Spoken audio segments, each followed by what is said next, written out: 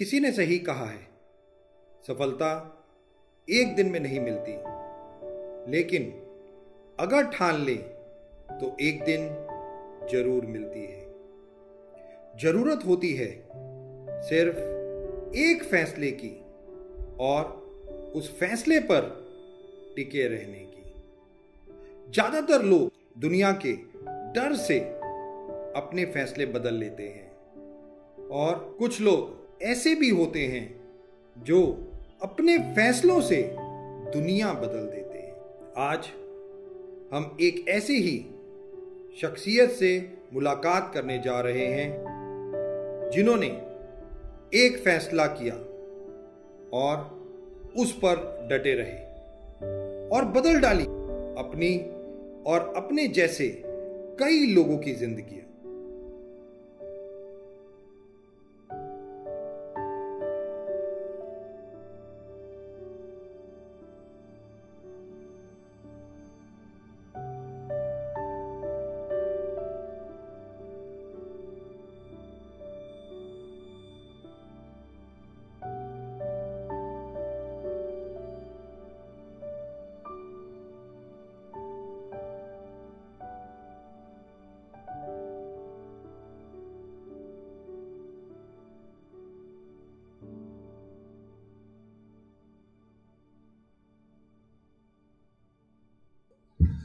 Good morning वेस्टिजियंस, परिश्रम से पहचान तक। दोस्तों, मैं आप सब लोगों का स्वागत करना चाहूंगा वेस्टीज की वेब सीरीज वेस्टीज यंग प्रेरणा।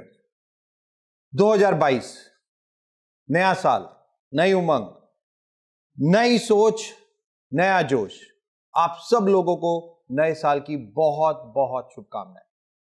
दोस्तों, आम लोग और सफल लोगों में फर्क क्या होता है? अक्सर आम लोग सपने देखते हैं और उसके बाद आराम करते हैं, बट जो सफल लोग होते हैं वो भी सपने देखते हैं, बट वो आराम नहीं करते, वो हार्ड वर्क करते हैं, वो दृढ़ संकल्प के साथ मेहनत करके उन सपनों को पूरा करने के लिए काम करते हैं। दोस्तों, आज जिस शख्सियत से, वेस्टीज यूथ आइकन से हम लोग मिलने जा रहे हैं, उस व्यक्ति ने भी बहुत सपने देखे और दृढ़ संकल्प मेहनत से उन सपनों को साकार किया। दोस्तों, मैं वेलकम करना चाहूंगा double crown director mister Rama Solanki. Rama, क्या हालचाल है? थैंक यू सर, बहुत ही बढ़िया सर। बहुत बढ़िया। Yes yes sir, good. Yes. तो कैसा लग रहा है आज यहाँ पे आके? पहले तो sir thank you so very much. कभी सोचा भी नहीं था ऐसा कि ये होगा। हम लोग टीवी में देखते थे इंटरव्यूज वगैरह, और यहाँ क्या आज ऐसा लग रहा है कि हम एक तरह का सेलिब्रिटी के जैसा फील कर रहे हैं। तो ये अर्न किया है आपने रमा, ये जो हार्डवर्क आपने किया, ऑब्वियसली जो परिश्रम जो किया, और ये वेब सीरीज के माध्यम से हम लोग केवल जो लोगों की जो मेहनत है उन लोगों को लोगों के सामने लेके आना चाहते हैं, और जो आपकी जो मेहनत थी एक्चुअली में आज दुनिया उस मेहनत को सुनने के लिए तैयार है। तो आप तैयार हैं? Yes sir. राइट। तो रमा का जन्म कहाँ हुआ बेसिकली? मेरा जन्म सर, मैं बेसिकली राजस्थान से हूँ। राजस्थान के पाली डिस्ट्रिक्ट में, देसूरी तहसील में एक छोटा सा गांव है, शोभावास। शोभावास? शोभावास, हाँ जी। ओके, ये पाली डिस्ट्रिक्ट, ये जो आप जगह बता रहे हो, छोटा सा गांव, ये किसके, कोई बड़े शहर के कितनी दूर है? बड़ा शहर तो हमारे गांव के मंदिर, गांव के जस्ट बाजू में एक बहुत ही बड़ा मंदिर है राजस्थान में, वो फेमस है, धार्मिक स्थल है, सोनाना खेतला जी। ओके। हाँ, तो सोनाना खेतला जी के जस्ट बाजू में है, और जोधपुर और उदयपुर के बीच में आता है। अच्छा, जोधपुर और उदयपुर के बीच में आता है बेसिकली। तो जोधपुर और उदयपुर ऑब्वियसली फेमस। तो जोधपुर यहाँ उदयपुर से कितनी दूर है ये गांव बेसिकली? जोधपुर मेरे से यहाँ से 175 किलोमीटर पड़ता है। ओके, तो जोधपुर से 175 किलोमीटर अंदर जाके आपका गांव है? हाँ जी, अरावली के जस्ट तलेटी में। ओके। और रमा, ये जो गांव है इसमें कितने परिवार रहते थे? कैसा था ये गांव बेसिकली? अगर जब होश संभाला रमा ने, तो क्या गांव की जो एक्सपीरियंस था वो कैसा था शुरू में, बचपन में? गांव में जब मैं छोटा था, जब मुझे होश संभाला, जो आपने पूछा है, वो टाइम पे छोटा गांव था और बहुत ही छोटा था। वो टाइम पे मतलब इलेक्ट्रिसिटी का और इतना ये टेलीफोन वगैरह का तो ट्रेंड था ही नहीं। ओके। टीवी वगैरह का भी नहीं था जब मैं छोटा था तो। ओके। और एजुकेशन भी हमारा मतलब एक छोटी सी स्कूल थी गांव में हुआ करती थी। Okay. ज़्यादातर लोग वहाँ पे खेती करते थे वो टाइम पे, और अच्छा, कुछ ओके। मजदूरी का काम करते थे। मजदूरी या खेती का काम करते थे। बट राजस्थान में ऑटोमेटिकली बहुत टाइम, जो आप साल की बातें बता रहे हो, देखा गया था आज से 25 साल पहले, जब देखा है राजस्थान में पानी की बहुत समस्या होती थी। हाँ जी। राजस्थान में खेती इतनी ज्यादा नहीं होती थी और रेगिस्तान था, तो वहां पे खेती होती थी। आपके गांव के आसपास लोग करते थे वो खेती? हाँ, खेती करते वो टाइम पे थोड़ा थोड़ा जितना होता था, क्योंकि कोई दूसरा ऑप्शन नहीं था। गाय भैंस रखते थे ओके। और खेती होता था। फिर थोड़े दिन के बाद में जो ट्रेंड आया, लोग मुंबई आए और बिजनेस करने के लिए दूसरा ऑप्शन देखने लगे। ओके, तो रमा का परिवार, रमा के परिवार में कौन कौन था? पापा मम्मी क्या करते थे? थोड़ा सा रमा के बारे में। यस। मेरे फादर और मदर दोनों मतलब एक सिंपल अनपढ़ थे, उनका एजुकेशन हुआ नहीं था। तो पापा मजदूरी का काम करते थे। मजदूरी? हाँ जी। क्या करते थे मजदूरी? मजदूरी जो घर बनता है तो उसके लिए पत्थर आते हैं, वो पत्थर तोड़ने का काम करते थे, तो उसको शेप देते थे। ओ अच्छा, ओके। तो लोगों के जो घर बनते हैं उसमें पत्थर जो लगते हैं उसको तोड़ के बनाना, शेप देना और वो पत्थर लगाना। दिन भर धूप में बैठ के वही काम करते थे। ओके। और रमा कितने बहन भाई हैं? मेरे टोटल जो हैं हम 7 भाई बहन हैं। ओके, 7 भाई बहन। 5 बहन हैं और 2 भाई हैं। 5 बहनें और 2 भाई। और रमा कौन से नंबर पे आता है? मैं 4th पे हूँ सर। 3 मेरे से 4th। बड़ी सिस्टर हैं और 2 छोटी हैं। ओके, 7 बहन भाई।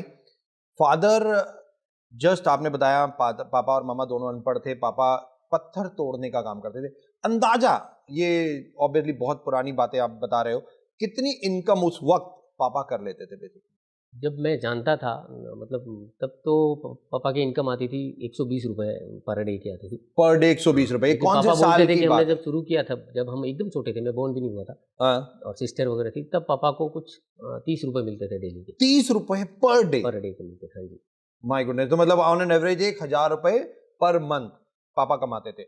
रमा पैदा हो गया था ऑन एन एवरेज, उसके बाद 120 रुपए कौन से महीने में, कौन से साल में उनको मिलने लगे पापा को? 95 96 में मेरे को 95 96 में ऑन एन एवरेज 120 रुपए पापा कमाते थे पर डे के हिसाब से, यानी कि ऑन एन एवरेज 3000 रुपए महीने की इनकम पापा की। इतना बड़ा परिवार। और तब तक रमा पैदा हो चुका था, 3 बहनें ऑटोमेटिकली आपकी बड़ी थी। छोटे और कौन कौन हो चुका था, मतलब आपसे बात 95 96 तक कितने बहन भाई हो चुके थे तब तक? हाँ, मतलब दोनों सिस्टर थी वो। 2 सिस्टर थी और 3 मेरे से 2 छोटी थी और Okay. 3 मेरे से बड़ी थी। ऑलराइट, तो 5 सिस्टर थी और रमा था बेसिकली। तो एक भाई 95 के बाद हुए। हाँ जी। राइट, तो अब 6 बहन भाई, पापा 3000 रुपए कमा रहे हैं, ये लाइफ कैसे चलती थी? उसके साथ में हमारा ये गाय, भैंस और बकरी का वो भी था, तो अच्छा। घी और दूध का ये होता था थोड़ा-थोड़ा। क्या साथ होता में था खेती बेसिकली? करते थे। मतलब घी दूध से पैसा आते थे। अच्छा, तो घी दूध निकालने का काम कौन करता था घर में? दूध निकाला, उसको घी बनाना या पनीर बनाना, ये कौन करता था? ये सारे काम मम्मा करती थी या कोई और करता? हाँ, मदर फादर करते थे। मदर फादर करते और फिर सिस्टर, बड़ी जो सिस्टर थी वो भी हेल्प करती थी। गांव में अक्सर देखा जाता था कि फीमेल्स पढ़ती नहीं थी। क्या रमा की सिस्टर्स ने पढ़ाई की? हाँ, हमारे गाँव में स्कूल जो 5th तक है, 5th तक सारी सिस्टर पढ़ी है। 5th तक सारी सिस्टर्स पढ़ी बेसिकली। सबसे और छोटी रमा? छोटी और जो 2 मेरे से छोटी हैं वो ज़्यादा पढ़ी है, लेकिन मेरे से जो बड़ी हैं वो 5th तक पढ़ी हैं। और रमा कितने, 5वीं क्लास तक कहाँ वहीं गांव में पढ़ा? हाँ, मेरे गाँव में मैं एक्चुअली छोटा था तो जिद करता था पापा के साथ जाने का काम पे, क्योंकि उनकी साइकिल से जाते तो साइकिल के आगे छोटा सीट था बच्चों को बिठाने के लिए। तो मैं भी जिद करता था उनके साथ जाने के लिए। तो वहाँ पे डस्ट बहुत उगता था, वो पत्थर तोड़ते थे। राइट। तो उनको लग रहा था कि कहीं बीमार हो जाए, और मैं बचपन से बीमार ही रहा हूँ। बीमार? हाँ। क्यों, क्या प्रॉब्लम होती थी रमा को? वहाँ पे ज़्यादा सुपरस्टिशन, अंधविश्वास थोड़ा ज़्यादा था। अंधविश्वास? हाँ, तो उस वजह से पता नहीं क्या होता था। तो मैं स्कूल से ज़्यादा, तो बचपन में पेरेंट्स मेरे को मंदिर लेके जाते थे।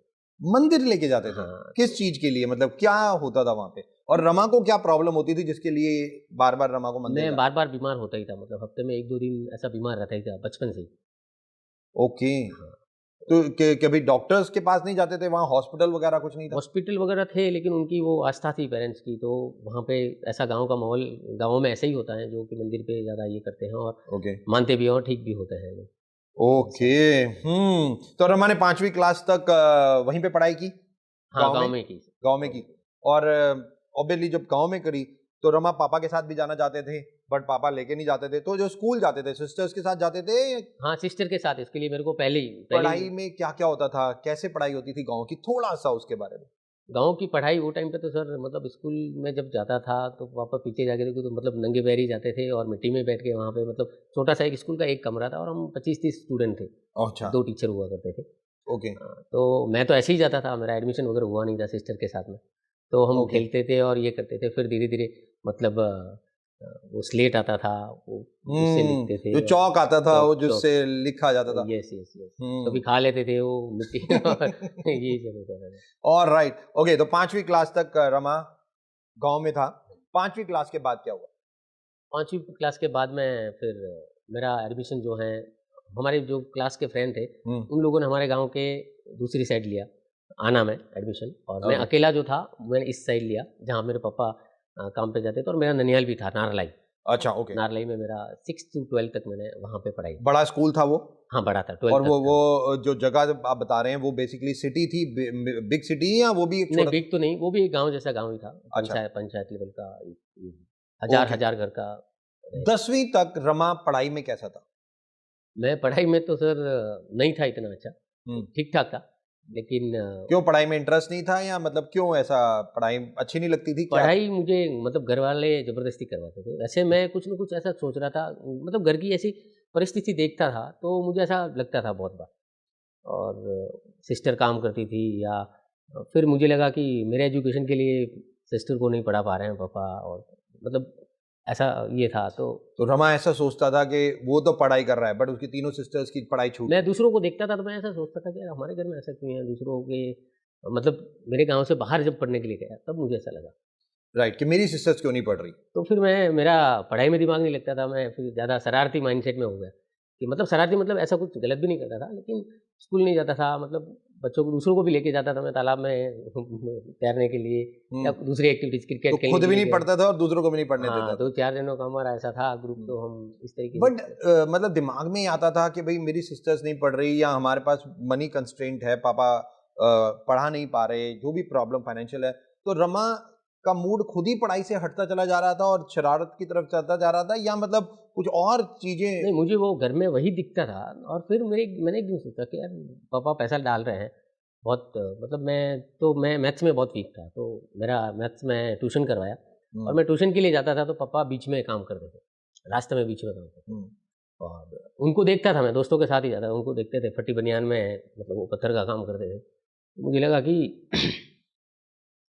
कुछ मुझे पढ़ना नहीं है, कुछ करना पड़ेगा ताकि पापा की हेल्प करूँ। क्योंकि पापा बहुत मतलब कुछ कर नहीं पा रहे थे, वही पत्थर तोड़ते थे, मतलब तो कोई ऑप्शन ही नहीं था दूसरा तो। कोई ऑप्शन ही नहीं था, गांव की लाइफ थी बेसिकली, और रमा मन ही मन ये सोच रहा था कि उसे कुछ करना है, उसे पैसा कमाना है, उसको अपने फैमिली को सपोर्ट करना है, कुछ ऐसा रमा उस वक्त सोचता था।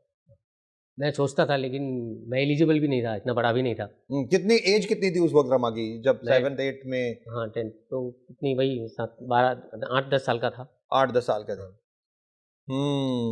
तो कभी ऐसा लगता था जब छोटे थे, मम्मी पापा का हाथ बटाओ, कुछ करो, कुछ ऐसा हाँ, मैं करता था, बिल्कुल करता क्या था, जितना क्या होता था रमा क्या करता था? मैं बैच को सराहने के लिए लेके जाता था स्कूल में। 7 का जब स्कूल रहता था, 12 बजे घर पे आ जाता था, हाँ। तो फिर मैं जाता था बैच चराने के लिए तालाब के उधर, और हमारे वहाँ पर भैंसों को चराने ले गए, पानी पिलाने ले गए, घुमाते रहे, फिर थोड़ा बड़ा हुआ तो भैंस का दूध भी निकालता था। मैंने लगभग 3-4 साल तक भैंस का दूध भी निकाला है, तो दूध निकालता था, और जितना हो सकता था मैं हेल्प करता था पापा के। 10वीं जब पास की? 10वीं में आया तभी एक बहुत ही इंसिडेंट हो गया हमारे साथ में, जब मेरे पापा मेरे गांव से काम पे जाते थे, और रोज़ उनका घाई हो जाता था कि सुबह उठ के दूध भी निकालना होता था। सुबह मैं नहीं निकाल पाता था, शाम को निकालता था। हाँ, मम्मी का इतना ये नहीं होता था, दूध निकालने में जमता नहीं था, तो पापा के लिए सुबह-सुबह बहुत घाई हो जाता था। कभी ब्रेकफास्ट स्किप हो जाता था, मतलब दौड़ते-दौड़ते रनिंग खाना हो जाता था, मतलब ऐसे ही होता था। तो एक बार जा रहे थे, और नारलई के पहले तालाब आता है, और तालाब के उधर, तालाब की वो जो रहती हैं बाउंड्री, उसके ऊपर से गाय थी या गधा था, लड़ते-लड़ते आ रहे थे, और पापा को कुचल दिया। ओह! तो वो साइकिल के नीचे पैर आया, फ्रैक्चर हो गया। Oh my God! और फ्रैक्चर हो गया तो फिर 2 महीने तक रेस्ट किया पापा ने, और सब लोग 2 बोल रहे थे। महीने रेस्ट किया पापा ने? तो पापा को तो दिहाड़ी मिलती थी 120 रुपए के आसपास, तो जब वो पापा घर पे थे और 2 महीने रेस्ट किया, तो घर परिवार में पैसे कहाँ? तो जब उनको घर पे लाया, ऐसा ये हुआ, और घर पे लाया, और लोगों ने बोला कि इनको हॉस्पिटल लेके जाओ। तो पापा बोले नहीं नहीं मैं ठीक हूँ, मतलब वो चाहते थे कि खर्चा ना हो जाए, खर्चा हो जाएगा, तो ऐसे ही बोल रहे थे मैं ठीक हूँ। और वही देसी इलाज ही किया घर पे, तो ज़्यादा टाइम लग गया। तो डॉक्टर के पास बिकॉज पैसे नहीं थे इसलिए डॉक्टर के पास भी और हॉस्पिटल जाने से भी पापा मना कर रहे थे। हम लोग घर में कोई बीमार होते थे तो पापा कभी नहीं सोचते थे, मतलब कहीं ना कहीं से पैसों का जुगाड़ करके कर लेते थे, लेकिन जब उनके पर्सनल लेवल पे आता था तो वो मतलब सहन और करते रमा ये सब चीजें देखता था। हाँ, तो मुझे सहन नहीं होता था। और फिर उसके नेक्स्ट वीक में हमें अनाउंसमेंट हुआ स्कूल में कि स्काउट में जाना, स्काउट होता था स्कूल में। तो परशुराम जी हमारे गांव से थोड़ा 20-25 किलोमीटर दूर मंदिर है, वहाँ पे 3 दिन का वो कैंप था। और वहाँ जाना था तो टीचर ने बोला कि कुछ 500-700 रुपीज़ पर स्टूडेंट को ये करना है, पे करने है।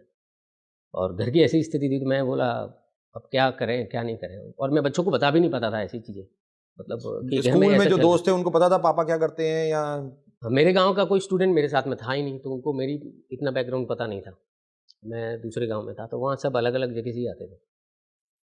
और फिर तो मैं सोचा कि जाना तो है ही, और नहीं तो दोस्तों को क्या लगेगा। तो फिर मैंने सोचा कहीं ना कहीं पैसों का ये करो तो मैं कुछ ना कुछ करूँ। तो हमारे राजस्थान में मेरे गाँव के बाजू में एक बहुत बड़ा मंदिर है सुनाना खेतला जी का, और वहाँ पे बहुत ही श्रद्धालु आते हैं। और राजस्थान में एक फेमस है दाल बाटी। तो दाल बाटी बनाने के लिए पहले ये उपले लगते थे, गाय भैंस का गोबर होता है उसके उपले रहते हैं, उसमें वो सेकते थे। राइट। तो मैं जब मेरे गांव से स्कूल जाता तो बीच में जंगल जैसा है, तो वहाँ पे बहुत वो पड़े रहते, तो मैंने सोचा कि एक आइडिया है, मैं वो तो इसको बेच के मतलब पैसा वो 500-600 रुपये का जुगाड़ कर सकता। तो उपले बेचना बेसिकली, जो गोबर से उपले बनते हैं बेसिकली उसको बेचना। हाँ, तो मैं स्कूल जाता था तब गोनी लेके जाता था साथ में, और आते टाइम फिर वो जो है उपले वहाँ से जमा करता था, और फिर वो हमारे को सुनाना खेतला जो मंदिर है वहाँ बेचता था। तो जो उपले होते थे वो जंगल में कैसे होते थे, मतलब जो गोबर होता था गोबर के जहाँ पे भी जो जो पड़ा रहता था उनको मतलब ये करते थे, मतलब उनको बनाया नहीं जाता था, उसको जैसे कंडीशन में है वहीं पे, और फिर लोग उससे दाल बाटी बनाते थे, वो जो गोल रहता है। राइट। हाँ, तो वहाँ पे वो प्रसाद के रूप में बाटी का जो चूरमा बोलते हैं उसको वो चढ़ता था। हाँ, बिकॉज़ दाल बाटी बहुत फेमस है राजस्थान की डिश आज तो भी। उसके साथ में लकड़ी भी रहता था, तो अच्छा। ये करते थे। मेरी सिस्टर जो है मेरे से बड़ी, वो लकड़ी का करती थी और हम दोनों मिलकर ये करते थे, उपलों का काम बेसिकली, और उपले बेचते थे। फिर मैंने धीरे धीरे मेरे 200-300 फ्रेंड्स को भी इन्वॉल्व किया, तो थोड़ा बड़े लेवल पे इसको करें, तो 5-6 गुनी करते थे, और मैंने ऐसा करके 10-15 दिन में वो 500-600 रुपये का जुगाड़ कर लिया था। तो कैंप पे जाना था, स्काउट के कैंप में जाना था, तो 500-600 रुपये जो चाहिए थे वो उपले बेच के 15 दिन में रमा ने वो 500 रुपये लिए। कैंप में गए तो जब ये 500 रुपये अर्न किए, आई थिंक ये पहली बार रमा ने कुछ मेरा फर्स्ट था। बचपन में ऐसा वो, लेकिन पैसा कमाने के पर्पज में पतंग वगैरह बेचते थे, वो पेप्सी बेचते थे, मतलब हम दोनों दोस्त, मेरा फ्रेंड था, मिलके ये करते थे, लेकिन वो पर्पज नहीं था पैसा कमाना है ये। लेकिन इस समय ये सिचुएशन ऐसी थी कि मजबूरी थी कि मेरे को जाना भी है और ये करना भी है, और घर पे मांग भी नहीं सकता था। कैंप में पहुंच गए, राइट, 10वीं पास हो गई। तो 10वीं के बाद रमा ने 11-12 में क्या लेने की कोशिश की? कॉमर्स ली, आर्ट्स ली, साइंस ली, क्या कोई ऐसा ड्रीम था रमा का उस वक्त? हाँ, वो टाइम पे जब हमारा एक घर कच्चा था तो पापा ने थोड़ा काम करवाया था, तो कर्जा हो गया था। कर्जा हो गया था? हाँ। कितना कर्जा पापा ने लिया था? वो टाइम पे घर बनाया तब कुछ 40,000 का हुआ था, लेकिन 40,000 उनके लिए उनकी सैलरी के हिसाब से बहुत था, बिकॉज 3,000 रुपये महीना कमाते थे पापा। राइट। और फिर सिस्टर की शादी की थी तो वो भी कर्जा ये हो गया था, और मतलब पापा उसी में उलझे हुए रहते थे। तो मैं रात को, मेरे को बोलते थे पढ़, लेकिन उनकी वो चेहरा देख के मुझे नहीं, मतलब पढ़ाई में मतलब मन ही नहीं लगता कि मैं कुछ करूँ। फिर जहाँ उपले बेचता था उसके बाद वहाँ पे वो जो प्रसाद की दुकानें होती हैं, नारियल अगरबत्ती ये सब बेचते हैं, तो उनके साथ मेरी जान पहचान हो गई। तो उन्होंने बोला कि यहाँ पे जॉब कर ले तू पार्ट टाइम में। तो मैं फिर स्कूल के बाद वहाँ पे करता था, उनकी दुकान प्रसाद बेचने, अगरबत्ती और नारियल का दुकान था, वहाँ पे वो बेचने का मैं ये करता था। तो जो प्रसाद बेचने की दुकानें थी बेसिकली वहाँ पे अब रमा काम करता था, तो कितने पैसे मिलते थे वहाँ पे? जो 200-300 रुपये मिलते थे पूरे महीने के? महीने के 200-300 रुपये। और कितने घंटे वहाँ पे निकाल देते थे आप? स्कूल के बाद में जो टाइम मिलता था वो करते थे, और खास करके मैं गर्मी की छुट्टियों में वहाँ पे फुल टाइम ये करता था, सुबह से शाम। यानी कि 200-300 रुपए के लिए रमा स्कूल के बाद पढ़ाई नहीं करता था, बट वहाँ पे काम करता था। तो 11-12 में या 10वीं तक कुछ सोचा था रमा ने कि मेरे को कुछ आगे बढ़ना है, करना है, या बस केवल यही दिमाग में होता था कि मेरे को पापा की जो कंडीशन है या फैमिली की जो कंडीशन है उसके लिए हाथ? हाँ, उसी के लिए मैं ये करता था। जब मैं थोड़ा बड़ा हो गया तो मेरे एक बड़े भाई थे, वो एक्सपायर हो गए थे, और तब मुझे रियलाइज़ हुआ, जब माँ कभी कभार रोती थी दिवाली के दिन या जो भी कोई ऐसा फेस्टिवल आता था तो उसको याद आता था तो रोती थी। तो मुझे लगा कि अरे बहुत बड़ा सेटबैक है फादर के लिए, अब उनके लिए थोड़ा हेल्प करना पड़ेगा। और फिर कर्जा भी हो गया था, तो मैं सोचा कुछ ना कुछ करूं, तो फिर वो दुकान का ही ऑप्शन था और उसके अलावा मेरे पास कोई साधन नहीं था। तो मैं बोला ठीक है, इसके ऊपर जितना हो सकता है मैं मेरा खर्चा निकालूं और ये जो है उनकी हेल्प करूं। तो 300 रुपए में कैसे कर्जा, मतलब क्या किया? कर्जा नहीं, मैं मेरा खर्चा जो खर्चा आप अपना खर्चा पूरा कर लो बेसिकली। तो वो 300 रुपए में आपका खर्चा पूरा हो जाता था महीने का बेसिकली? 200 रुपए लगते थे ट्यूशन, बाकी गवर्नमेंट स्कूल में पढ़ता था तो कोई खर्चा था ही नहीं। साइकिल से जाता था, साइकिल भी मैंने 200 रुपीज़ में ली थी, सेकेंड हैंड ही लिया था। हाँ, तो उससे ज़्यादा था और ट्यूशन का लगता था, मैं मैथ्स में वीक था तो ट्यूशन 200 रुपीज़ लेते थे महीने का। तो रमा ने 10वीं तक, मतलब 10वीं के बाद जो पढ़ाई थी वो अपने सेल्फ सस्टेन की, मतलब जो कमाया और वहीं अपने ऊपर ही लगाया।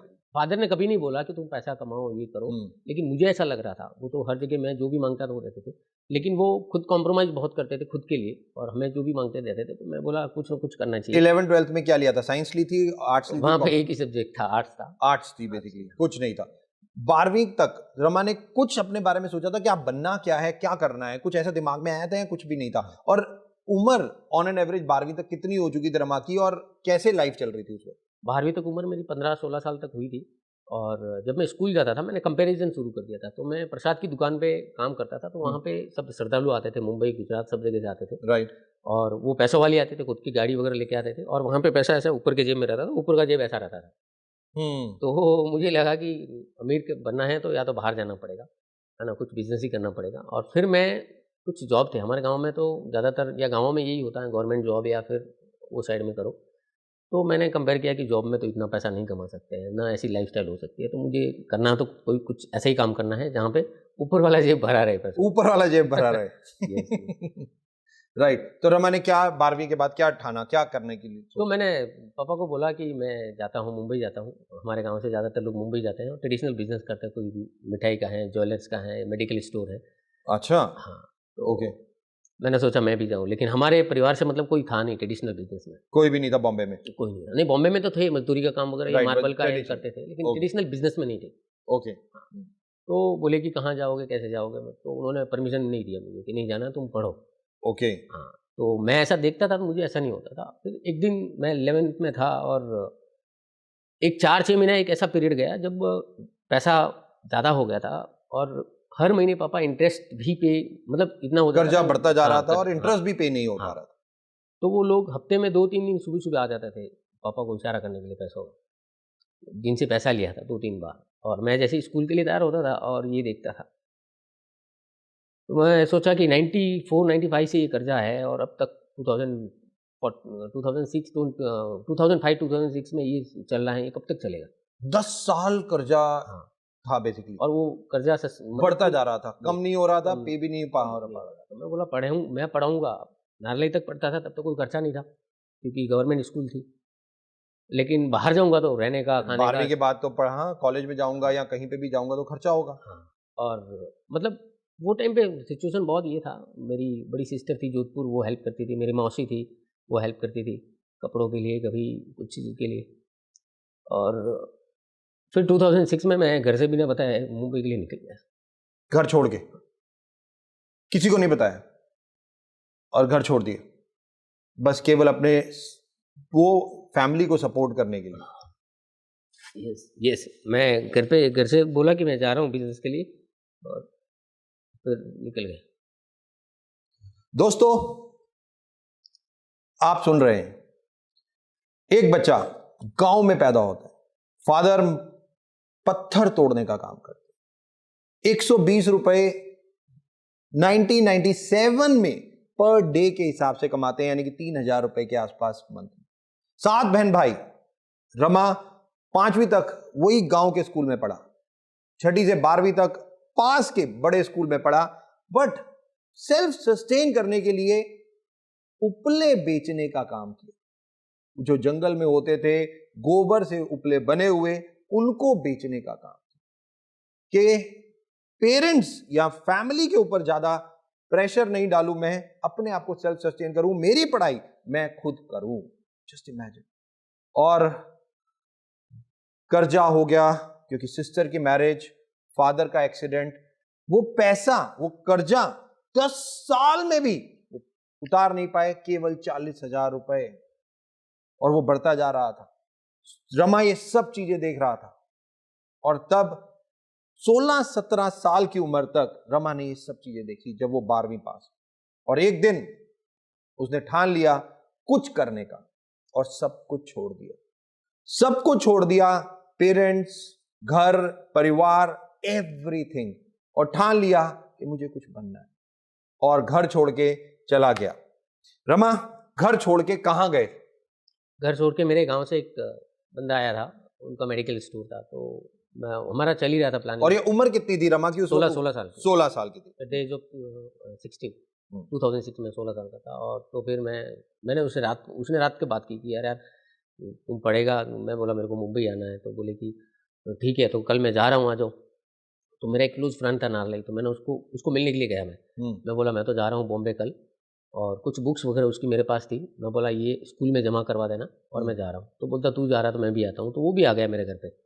स्कूल की बैग में हम कपड़ा डाल के गए ताकि घर पे पता नहीं चले, और हम फिर मुंबई चले गए। उसके मम्मी पापा भी। तो पैसे थे रमा के पास बॉम्बे जाने के या वहां जाके कुछ करने के? मम्मी से लिया था मैंने पैसा। कितना पैसा लेके गए? 300 रुपये लिया था। 300 रुपए? 300 रुपए 2006 में रमा ने लिए और बॉम्बे चला गया। 90 रुपये टिकट था ट्रेन का मुंबई में, ऐसे ही मतलब जनरल टिकट। बॉम्बे पहुंच गया रमा। क्या लाइफ शुरू हुई बॉम्बे की? मेट्रो सिटी, चमचमाती सिटी, लोग पागल हो जाते हैं बॉम्बे जाके। रमा की शुरुआत कैसे हुई बॉम्बे? तो मैं जिस फ्रेंड के साथ में गया था, वो फ्रेंड जहाँ पे उसने बात की थी, और वहाँ मुझे देखने के बाद उसने मेरे को रिजेक्ट कर दिया। बोलते कि नहीं, मेरे को यहाँ पे जॉब के लिए नहीं चाहिए। पहले तो उसने बोला था, तो बोले कि ये नहीं कर पाएगा बंदा। तो मैं बोला यार अभी क्या करें? तो बोले कि ठीक है मैं कर लूँगा। मेरा दोस्त के ऊपर मेरे को विश्वास था। फिर वो दूसरी जगह, तब तक उसको कॉल आ गया किसी का कि मेरे को, तो बोले कि वो आया है मुंबई, गाँव से आया है बंदा मुंबई, अगर आपको चाहिए तो मैं भेजता हूँ। तो हम दोनों दोस्त जो थे वहाँ पर चले गए मेडिकल स्टोर पर नौकरी के लिए। मैंने सोच के नहीं आया था कि कहाँ पे रहूँगा मैं, कहाँ पे कुछ करूँगा जाके, और थोड़ी पापा की हेल्प हो जाएगी। तो फिर मेडिकल स्टोर पे हम नौकरी करने लग गए। नौकरी करी। रहते कहाँ था रमा? रहता कहाँ था बॉम्बे में? मैं मेडिकल के जो मेडिसिन वगैरह रहती थी, गोडाउन था। वहाँ पे रहते थे। वो गोडाउन में ही सोता था? हाँ वहीं पे रहते थे। गोडाउन मतलब वहाँ पे वो गोडाउन जैसा ही था, उसमें खाली सोने के लिए था, दरी बिछा के हम सोते थे उसी में। बस दरी बिछा के वहाँ दोनों दोस्त? हाँ दोनों दोस्त। और रमा वहाँ पे सोता था दोनों दोस्त। और फिर वो 1 महीने के बाद दोस्त मेरे को छोड़ के चला गया। बोलता मेरे को तो जमेगा नहीं है। वहाँ पे एकदम नए थे, हमारे ना तो कोई पहचान के थे, मारवाड़ी कोई था ही नहीं, हमें हिंदी बराबर आती नहीं थी। और वहाँ पे भी बांडुप गांव था, तो वहाँ पे महाराष्ट्रन ज़्यादा हैं, तो मराठी भी हमें नहीं आती थी। तो उस सिचुएशन में फिर वो छोड़ के चला गया। और मैं बोला कि उसकी तो फाइनेंशियल कंडीशन ठीक है, मेरी नहीं है। मैं बोला नहीं, कुछ भी हो जाए मैं नहीं जाऊँगा। रमा को मेडिकल स्टोर में कितनी सैलरी मिलती थी? कितने पैसे मिलते थे? मतलब ऐसा पूरे साल का कुछ 3-4 हज़ार रुपये मिला था पहले साल का। तो साल का 3,000 रुपये? हाँ साल का। हाँ 2000 300 या 400 रुपीज़ के हिसाब से वो देते थे। क्योंकि हम गांव से जब भी जाते हैं, कोई मारवाड़ी मुंबई जाते हैं, तो उनका पर्पज़ ये रहता है कि हमें बिजनेस सीखना है। तो वो कमाने का था ही नहीं, तो मैं भी सोचा जल्दी सीखूं। तो सैलरी की हम बात ही नहीं करते, मतलब बट सैलरी की बात नहीं करते, बट रहना तो पड़ेगा ना, कुछ कपड़े चाहिए, नहीं, तो वो खाना रहता चाहिए। है जिनके वहाँ नौकरी करते हैं। अच्छा, वो सब आपको देते हैं? खाना पीना रहना सब सुविधा वही करते। तो उन्होंने आपको वेयर हाउस, मतलब जहाँ मेडिसिन रखते थे, वहीं पे आपको बोल दिया कि यहीं पे सो, आप यहीं पे रहो। और 1 साल कितना टाइम वहां पे काम किया रमा ने? मैंने कंटिन्यूस तो 3 साल किया। 3 साल के बाद घर पे आया। 3 साल? 1 साल के 3,000 रुपए? नहीं, पहले साल में मतलब 3,000, दूसरे साल? नहीं, पहले 6 महीने में मेरे को 300-400 रुपए के हिसाब से मिला। राइट। फिर 3,000 कर दिया था पर मंथ। 3,000। फिर दूसरे साल कुछ 6-7 हज़ार हो गया था। 6-7 हज़ार ऐसा करते करते 5वें साल में मेरी वहाँ पे सैलरी 10,000 हुई थी। 5वें साल? और ये 5वें साल में जो 10,000 सैलरी हुई थी, ये कौन सा साल था? ये था 2010। 2006 में रमा गया तो 2010 और 11 के आसपास, यानी कि 2011 में रमा की सैलरी 10,000 रुपए महीना होती थी। राइट। और जो पैसे आते थे घर भेजते थे? हाँ घर भेजता था। पापा मम्मी को बता दिया था मैं बॉम्बे चला गया हूँ? वहाँ जाके फिर मैंने फ़ोन किया था। हमारे घर पे तो फ़ोन था नहीं, तो हमारे घर के थोड़ा बाजू में वो एक टेलीफोन था, वहाँ फ़ोन करते थे, फिर वो बुलाते थे, तो बात किया था। तो मैंने बोला मैं आ गया हूँ और आपको चिंता मत करना, और बता दिया था। मम्मा नहीं, बहुत इमोशनल हो गए थे 2-3 दिन के लिए सब। रमा ने कुछ सोचा था कि लाइफ कैसी होगी, या बस मैं मेहनत करके अपनी फैमिली को स्टैंड करूंगा, दैट्स ऑल, बस इतना ही था रमा के पास? 1 साल तक मैं मतलब 2 या 3 घंटे ही सोता था। मतलब 2 या 3 घंटे बस? मेरा लगभग हेल्थ पूरा ये हो गया था, क्योंकि एक तो मेरे को सूट नहीं होता था मुंबई, मेरे को एक्ने पिंपल्स का वो शुरू हो गया था, खान पान जमता नहीं था, और दूसरा मजबूरी भी थी कि नहीं, इसके अलावा कोई ऑप्शन नहीं है। पहले 6 महीने 300 रुपए, उसके बाद 3,000 रुपए, फिर 5,000 रुपए और 10,000 रुपए। 2011 तक लाइफ ऐसे ही चल रही थी और रमा ने पढ़ाई की नहीं थी। रमा 12वीं तक केवल पढ़ा था, और वो भी बीए, जो मतलब आर्ट्स, और वो भी जो गांव की पढ़ाई होती थी। रमा कुछ बड़ा काम नहीं कर सकता था। रमा कोई ऑफिस में जाके सोचा नहीं था कि उसने ऐसा कुछ बड़ा कुछ काम कर सके। 5 साल बीत गए थे रमा। 5 साल हुआ जैसे ही, और पापा बीमार हो गए थे। वो पत्थर का काम करते थे, तो उनको वो अंदर जाता था डर, लंग्स में, उसको लंग्स फाइब्रोसिस बोलते हैं, तो उनको वो हो गया था हल्का हल्का। और वो क्या है, इलाज करवाते नहीं थे, मतलब अपने आप में ही ठीक, मतलब अपने आप को ठीक ऐसे ही समझ रहे थे कि खर्चा हो जाएगा। तो फिर मैं उनको मुंबई बुलाया था ऐसे ही कि पापा एक बार आओ मुंबई देख लो। तो आए, और मेरे को देख के वो ज़्यादा इमोशनल हो गए। 5 साल बाद? पापा कितने टाइम बाद मैं मिले? 5 साल के बाद, मैं 3 साल के बाद गया था गाँव वैसे। ओके। हाँ, तो पापा ने, फिर मैं वहाँ पे चेकअप करवाया तो डॉक्टर ने बोला इनको जॉन्डिस भी है और टीबी भी है। तो फिर मैंने छुट्टी लिया, मैं बोला यहाँ पे तो अपने को पड़ेगा नहीं इतना खर्चा, तो फिर गाँव लेके गए और वहाँ पे उनका ट्रीटमेंट करवाया। हमारे गाँव के बाजू में सादड़ी है, वहाँ पे उनका इलाज करवा लिया। वो 2 महीने बॉम्बे में इसलिए इलाज नहीं कराया क्योंकि पैसे नहीं थे। हाँ, तो इसलिए वापस रमा ने अपने पापा को वापस गांव लेके गए, वहीं पे इलाज कराया। हाँ। और कैसी तबीयत रही पापा की? 2-3 महीना तक बहुत बीमार रहे थे, बहुत स्वेलिंग आ गया था बॉडी में, वॉमिटिंग में ब्लीडिंग होता था कभी कभार, इस तरीके की पूरा हो गया था, बॉडी पूरा येलोविश हो गया था। 2011 ये सब चीजें हुई थी। उसके बाद क्या हुआ? 2011 फिर मैं बोला कि मैं जॉब कब तक करूँगा, और पापा का ऐसा कंडीशन आ गया तो पूरी रिस्पॉन्सिबिलिटी मेरे ऊपर आ गई थी। मेरी शादी हो गई थी। शादी कौन से साल में हुई रमा की? शादी हमारे उधर वो टाइम पे एक्चुअली बचपन में ही होता था। तो बचपन में ही शादी हो जाती थी? हाँ। तो रमा कितने साल का था जब शादी हो गई थी रमा की? मैं कुछ 14-15 साल का था। 14-15 साल का शादी हो गई थी? हाँ, मेरी एक्चुअली सिस्टर इन लॉ, मेरी साली जो थी, उनकी शादी करनी थी, तो मेरे ससुर जी ने वाइफ का भी साथ में करवाया, तो वो केस में हमारा शादी जल्दी हो गया। तो हमारे उसमें शादी जल्दी होता है, लेकिन वाइफ को घर पे लाते, उसको बोलते हैं गोना लाना, तो वो लाते हैं 5 साल के बाद में। अच्छा, मतलब 15 साल का जब रमा था, शादी तो हो गई थी, बट वाइफ अपने घर ही रहती थी? घर पे ही रहती है। Okay okay, alright. तो अब आप तो बॉम्बे चले गए थे? हाँ, बॉम्बे। तो वाइफ मतलब ऑब्वियसली वही गांव में थी? हाँ, गांव में थी। और रमा 2011 तक अब यही सारी चीजें चल रही थी। तो फिर वाइफ कैसे आई, और 2011 के बाद रमा की जिंदगी कैसे बनी? 2011 में फिर मैंने सोचा कि अभी मतलब मैं तो सोचा था कि मैं मेडिकल स्टोर डालूंगा तो वहाँ से अच्छी इनकम हो जाएगी, और हमारे गांव में ज़्यादातर लोगों के पास मेडिकल स्टोर या ज्वेलर्स की दुकान है, मारवाड़ी मतलब माइंडसेट वो ट्रेडिशनल बिजनेस में रहता है और काफ़ी सक्सेसफुल है। तो मैंने सोचा मैं भी ऐसा करूँ। फिर मैं बोला मेडिकल करने के लिए तो इन्वेस्टमेंट लगेगा, कम से कम 15-20 लाख रुपए तो लगेगा। अगर पार्टनरशिप में करेंगे तो फिर बहुत ही रहेगा, तो एक रिस्की लग रहा था। और पापा की सिचुएशन, मतलब घर की कंडीशन और उनकी बॉडी देख के मुझे लग रहा था कि बहुत जल्दी अपने को कुछ करना चाहिए। तो और रमा तो बड़ा लड़का था? हाँ, मैं बड़ा। सारी सिस्टर्स, भाई तो बहुत सबसे छोटा, तो सबसे सारी रिस्पॉन्सिबिलिटीज रमा के ऊपर। यस। तो मैं रोज सुबह मंदिर जाता था, तो वही भगवान से प्रार्थना करता था, भगवान मुझे ऐसा कुछ रास्ता बताया जहाँ पे 2-3 साल में मैं कुछ करूँ। तो एक दिन मेडिकल स्टोर पे एक सब्जी वाला आया, मतलब हमारे दुकान के सामने ठेला लगाता था, भाजी बेचता था और फ्रूट बेचता था, और बातें बहुत बड़ी बड़ी करता था। तो दोपहर के टाइम पे वो आता था और ऐसे ही टाइम पास करता था। मैं बोला यार कुछ ना कुछ करना है, तो बोला मैं तुम्हारी लाइफ बदल दूंगा। मैं बोला कैसे बदलोगे? मेरे को उसने एक बुक दिया। मैंने स्कूल छोड़ दिया था सर, लेकिन मैंने पढ़ना नहीं छोड़ा था। मैं पढ़ता ही रहता था, कुछ ना कुछ तो पढ़ता ही रहता था, और पीएमए बुक्स वगैरह पढ़ता था। उसने rich dad poor dad book दिया। Rich dad poor dad? वो सब्जी वाले ने? सब्जी वाले ने दिया। वो एक दूसरी कंपनी में काम करता था। अच्छा। हाँ, लेकिन उसने गलती ये की कि मेरा फॉलोअप वगैरह लिया नहीं, और मतलब वो गैप रखा। तो मैंने 7 दिन में वो पढ़ के खत्म कर दी, पूरा दिमाग हिल गया। मैं बोला, मैं सोच रहा था कि ऐसा भी प्लेटफॉर्म है कहाँ पे, भांडुप में है कहाँ? मैं भांडुप में नौकरी करता था, और मतलब सुबह 9 बजे से लेके रात को 11-12 बजे तक खड़े रह के काम करते थे। पूरे दिन खड़े रहना, सुबह 9 बजे से रात के 12 बजे तक। और हमारा खाना जो होता था, मेरे जो सेठ थे बहुत अच्छा फैमिली थे, सिंधी फैमिली थे, उनके घर पे खाते थे। लेकिन सिचुएशन, मतलब वो फील्ड में ट्रेडिशनल बिजनेस में ऐसा था कि खाने पीने का कोई ठिकाना नहीं रहता था, टाइम ही नहीं रहता था। I know. और सुबह हम लोग एक बिस्किट और चाय लेते थे, तो 3 बजे लंच करते थे। केवल एक बिस्किट और चाय? बिस्किट और चाय, और उसके बाद सीधा 3 बजे लंच? लंच, और फिर रात को 10-11 बजे खाना खाते थे, जब कस्टमर कम हो जाते थे। खाना मैं लेने के लिए जाता था, मैं खा के आता था, उनके लिए लेके आता था, मतलब ऐसा था। मैं खुद ही दुकान खोलता था, पोछे से लेके, झाड़ू से लेके, साफ सफाई की सारी चीज़ मैं ही करता था, अपन मैन शो। और वो टाइम पे मेरे साथ में एक बार ऐसा हुआ, जब वो रिच डैड पुअर डैड जो बुक पढ़ी, हाँ, उसके बाद क्या हुआ? उसके बाद में मेरे उसी दिन मतलब मैं मंडे को हमारा ऑफ रहता था, दुकान बंद रहता था मंडे को, वीकली ऑफ रहता था और मंडे का मेरा उपवास रहता था। तो मेरे को नाश्ते के लिए पैसा मिलता था, 10 रुपये मिलता था, जिसमें चाय और बिस्किट करता था। तो वो 10 रुपये का मैं घर पे फ़ोन करता था एसटीडी में जाके, मतलब बात करवाता था। और जब बात करता था तो मेरा फ़ोन पे ध्यान नहीं रहता था, वो मीटर पे रहता था कि 10 रुपये से ज़्यादा बिल ना हो जाए। और एक बार फ़ोन करके उनको बोलता था कि मम्मी पापा को बुलाओ, तो 2 रुपये हो जाता था। हो जाता था, फिर फ़ोन रख देता था, दोबारा करता था। हाँ, तो ऐसा करके अब वो बात कर रहे हैं, हाल-चाल पूछ रहे हैं, मेरा ध्यान कभी उधर नहीं रहा और ऐसा मतलब ये होता था। तो बोला सच में कुछ करना चाहिए और रिच डैड पुअर डैड पढ़ने के बाद में लगा मुझे कि मुझे कुछ करना चाहिए। और फिर वो बंदा तो नहीं आया और उसने मेरा फ़ॉलो-अप लिया नहीं।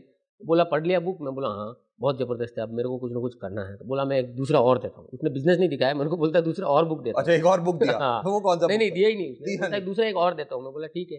फिर 2-3 दिन उससे मैंने माँगा तो वो बोला मैं लेके आऊँगा। उसी बीच एक कस्टमर आता था हमारे वहाँ पे, तो वो पेस्ट और सोप बेचते थे हम लोग, दूसरी कंपनी का। तो उसने बोला कि बिज़नेस इसमें बहुत अच्छा है, ये है। मैं बोला क्या है? तो बोलता है उस बुक से रिलेटेड कुछ ने 2-3 सेंटेंस बताया। तो मैं बोला वो बुक में पढ़ा था, मैं समझा यही है। मैं बोला ये करवाओ, तो मेरे सेठ ने मेरे को मना कर दिया, बोला करना नहीं है, ऐसा है वैसा है। तो मैं उसके पीछे पड़ा कि मेरे को जॉइन करवाओ, तो बोलता है नहीं तुम्हारा कुछ वो डॉक्यूमेंट। कौन सी कंपनी का पेस्ट और सोप लेके बेचने के लिए वो आया? एक एमएनसी थी जो कि बेचते ओके। थे, नेटवर्क मार्केटिंग कंपनी थी, direct selling direct company selling. थी हाँ, बेसिकली। हाँ, और तो ओके, उसके हमारे कस्टमर थे, ओके। हमारे बाजू में डॉक्टर थे, तो वो रिकमेंड करते थे।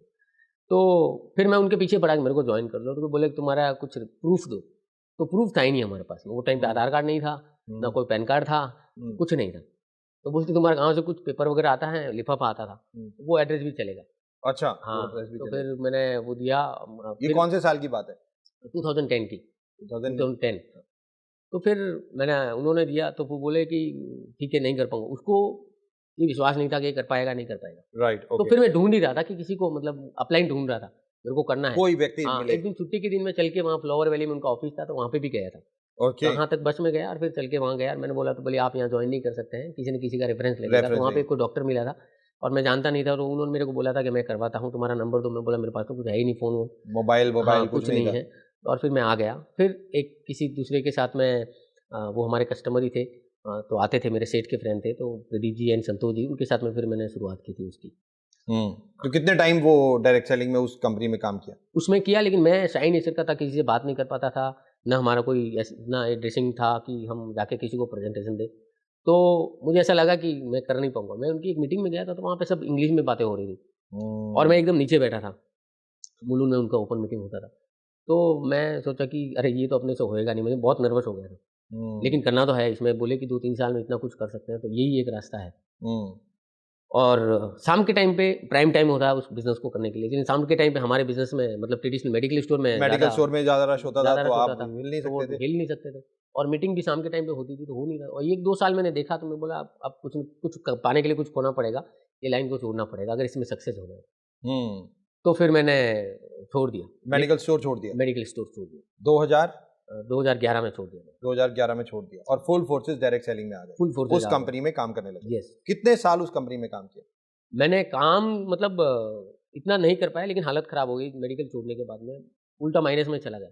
कर्जे में आ गए। कर्जे में आ गया। मैं मतलब अब सोचता था कि करूँ या क्या करूँ या नहीं करूँ, क्योंकि वो टाइम पे मतलब मेरे ऊपर रिस्पॉन्सिबिलिटी भी थी और दूसरी थी कि रहूँ घर कहाँ की पे? रिस्पॉन्सिबिलिटी, दुकान छोड़ दिया, तब रहूँ दुकान कहाँ छोड़ पे? दिया, पैसा कहाँ से आया और यहाँ पे भी हाँ, काम नहीं चल रहा। हाँ, वेस्टीज जिंदगी में कब आया और कैसे आया? हाँ।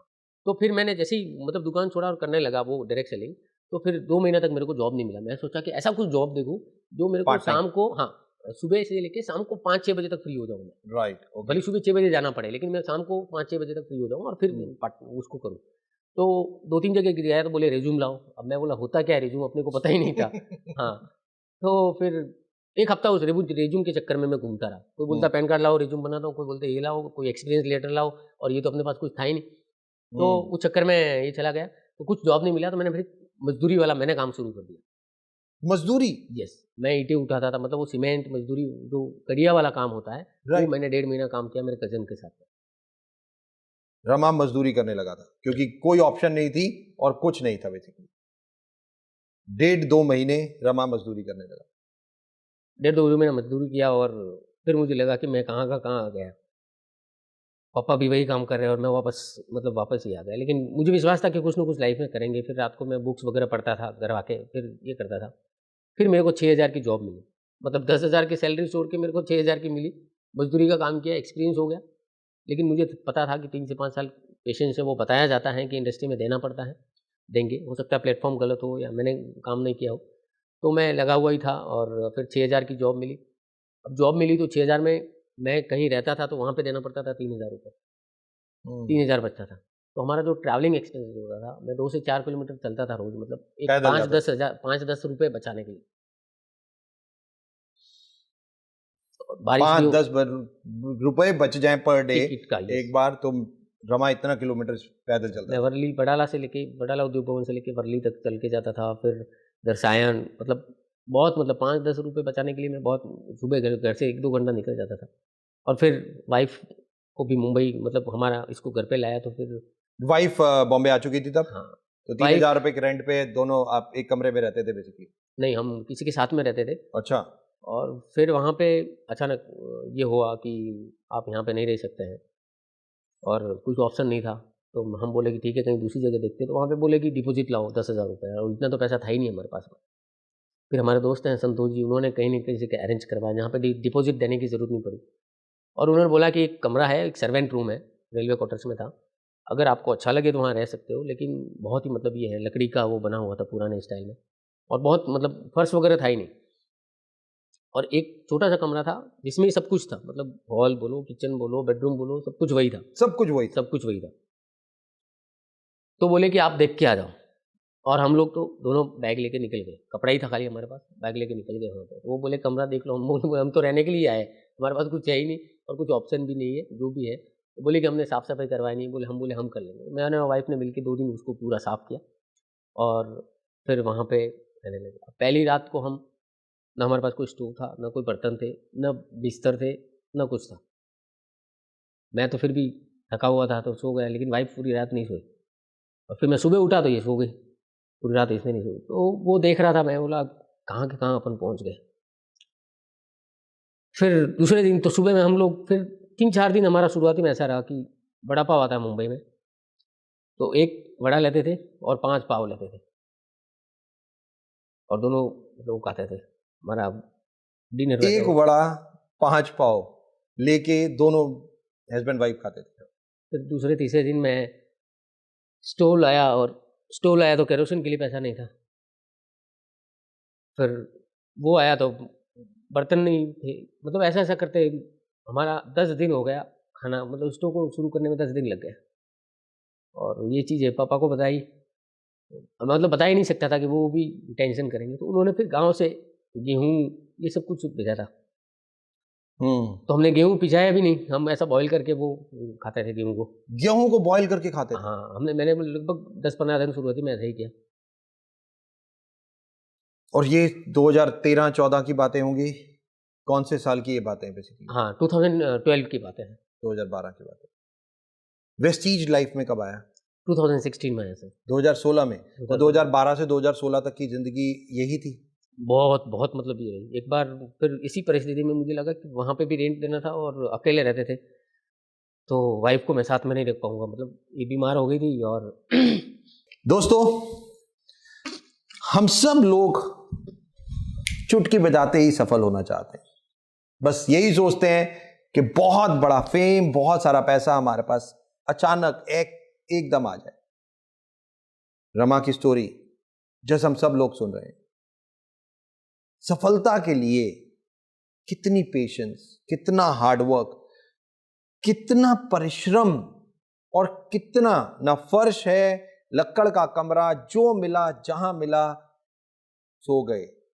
एक वड़ा 5 पाव, दोनों मियां बीवी केवल वो डिनर और लंच उसका कर रहे।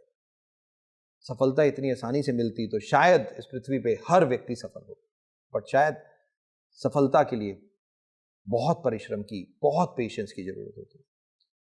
और आज 2016 तक का सफर, यानी कि तकरीबन सालों रमा ने मेहनत की, और 2016 में जैसे रमा ने बताया वेस्टीज उनकी जिंदगी में है।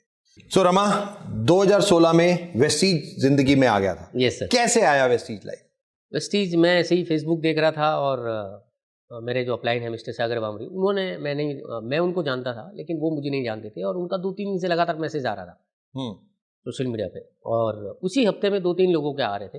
मैंने सोचा ये हालचाल पूछ रहे हैं क्या है, तो उनसे बात की तो बोले कि मिलो। तो 2-3 दिन तक हमारा चलता रहा। फिर उन्होंने मुझे वेस्टीज ब्रांच ऑफिस में बुलाया, घाटकोपर में। मैं वहीं जॉब करता था। ओके। तो वहाँ पे मैं देखा, ऑफिस में गया, मेरे को बुलाया कि मेरा ऑफिस है वहाँ आ जाओ, तो मुझे लगा कि उनका ही रहेगा। और फिर वहाँ गया तो बैलून वगैरह देखा वहाँ पे, तो बोला ये कुछ ना कुछ फंसाने का ही काम है, वैसा ही काम है, वैसे ही छोड़ दिया मैंने। और जगह जगह पे लोग ऐसा राउंड टेबल पे बैठ के प्लान दिखा रहे थे, तो मैं बोला अरे बाप रे फंस गए। फिर उन्होंने शुरू किया, मैं बोला देखो मुझे कोई इंटरेस्ट नहीं है। फिर बोले कि सुनो अच्छा लगे तो करना, तो कोई बात नहीं। और फिर वो दिखाने लगे, और जैसे वो ब्लैक वाला कार बुक था वो दिखाया और मेरी बत्ती जल गई। मैं बोला जब मैं प्रसाद बेचता था, उन लोगों की गाड़ियाँ देखता था जो आते थे मंदिर में, यहाँ पे वो सपना पूरा हो सकता है। फिर उनको चेक भी दिखाया पोस्टर, उनका तो नहीं था उतना, 17,000 का था। ये देखो इतने लेडीज़ लीडर हैं, लेडीज़ लोग यहाँ पे 16 लाख 20 लाख रुपये महीने का कमा।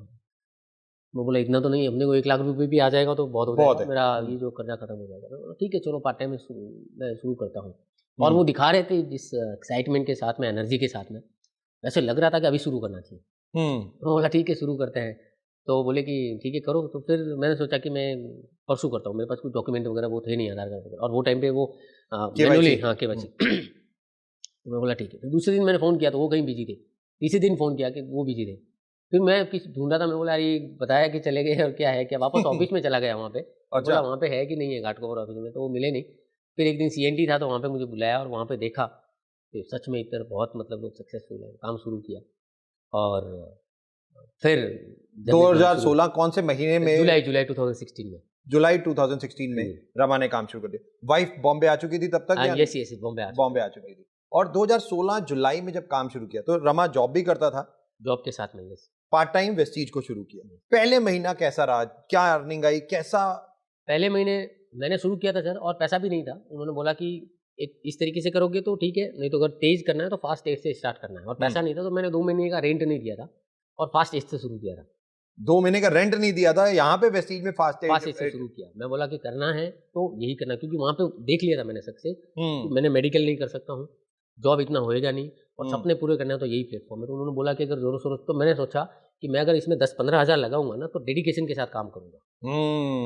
और वो पैसा इसलिए मैंने जानबूझ के लगाया कि मैं 10-12 हज़ार रुपये का पूरा परचेज किया, और वो 12 हज़ार घर पे सामान था, वो मुझे बार बार भेजता था मुझे प्लान दिखाने के लिए, तो पैसा अटका हुआ है। तो इसलिए मैंने उससे शुरुआत की। और पहले महीने कितने लोगों से मिले? पहले महीने में मैंने ज्वाइनिंग करके करवाया तो 354 रुपीज़ का चेक आया। 354? हाँ जी। ओके। और जो 4 लोग ज्वाइन हुए थे वो छोड़ के चले गए, कह रहे 300-500 रुपये का बिजनेस। तो मैं बोला देखो बिजनेस में ऐसा होता है, हमने किए लगाया ही क्या इसमें। तो बोले तुमने तो इतना का ये किया। मैं बोला कि नहीं, आप 6 महीना 1 साल करके देखिए, अपन साथ में मिलकर करते हैं, मैं हूँ तुम्हारे साथ में। राइट। तो बोले कि नहीं तुम्हारा आएगा तब हम करेंगे। तो वो छोड़ दी, पहले महीने में उन्होंने छोड़ दी। फिर दूसरे महीने नई टीम बनाई। ओके।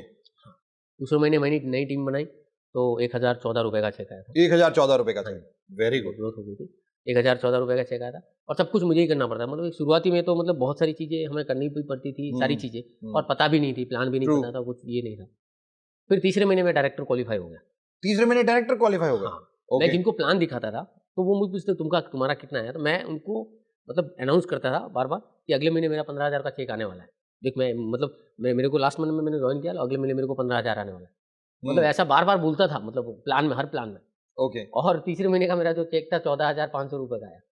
जो रमा बोलता था हर किसी से कि मेरा तीसरे महीने का चेक 15,000 रुपये आने वाला है, तुम्हारा कितना आया? तो मैं बोला 350 उनको बताने लग गया, तो वो मानेंगे नहीं। मैं बोला देखो मैंने बिजनेस अभी की शुरुआत की है, राइट, और अगले महीने मेरा जो चेक है लगभग 15,000 तक आने वाला है। राइट। और ये 15,000 रुपए का 14,500 का तीसरे महीने चेक आ गया था ब्रॉन्ज डायरेक्टर क्वालिफाई। 3 महीने में आपकी वाइफ भी सपोर्ट करने लग गई थी? रमा जॉब के साथ बिजनेस पार्ट टाइम कर रहा था या जॉब छोड़ दी थी? नहीं, मेरा जॉब सुबह 7 बजे में घर से निकलता था तो रात को 9 बजे तक मेरा जॉब रहता था। 7 बजे सुबह निकलता था रमा, 9 बजे तक जॉब करता था। तो वेस्टीज कब करता था? उसके बाद में जो टाइम मिलता था, और दोपहर में मुझे 2 घंटे का टाइम मिलता था। मेरा काम था फिर वो हेल्थ के टेक्नोलॉजी में था, तो डॉक्टर लोगों से मिलना रहता था। तो आफ्टरनून के टाइम पे ब्रेक रहता, डॉक्टर्स रहते नहीं है, राइट। तो वो टाइम पे 2 घंटा मिलता था, और फिर 9 बजे के बाद में जो टाइम मिलता था वो। दोस्तों, लोग कहते हैं हमारे पास टाइम नहीं है, हम वेस्टीज कब करें? यहां पे रमा कह रहा है कि उसके बाद सुबह 7 बजे निकलता था, रात के 9 बजे तक जॉब करता था, दोपहर को 2 घंटे मिलते थे और रात को 9 बजे के बाद वो वेस्टीज करता था, लोगों से मिलता था, प्लान शो करता था और तीसरे महीने उसकी इनकम 14,500 रुपए, ब्रॉन्ज डायरेक्टर क्वालिफाई हो चुका था। If there is a will there is a वे।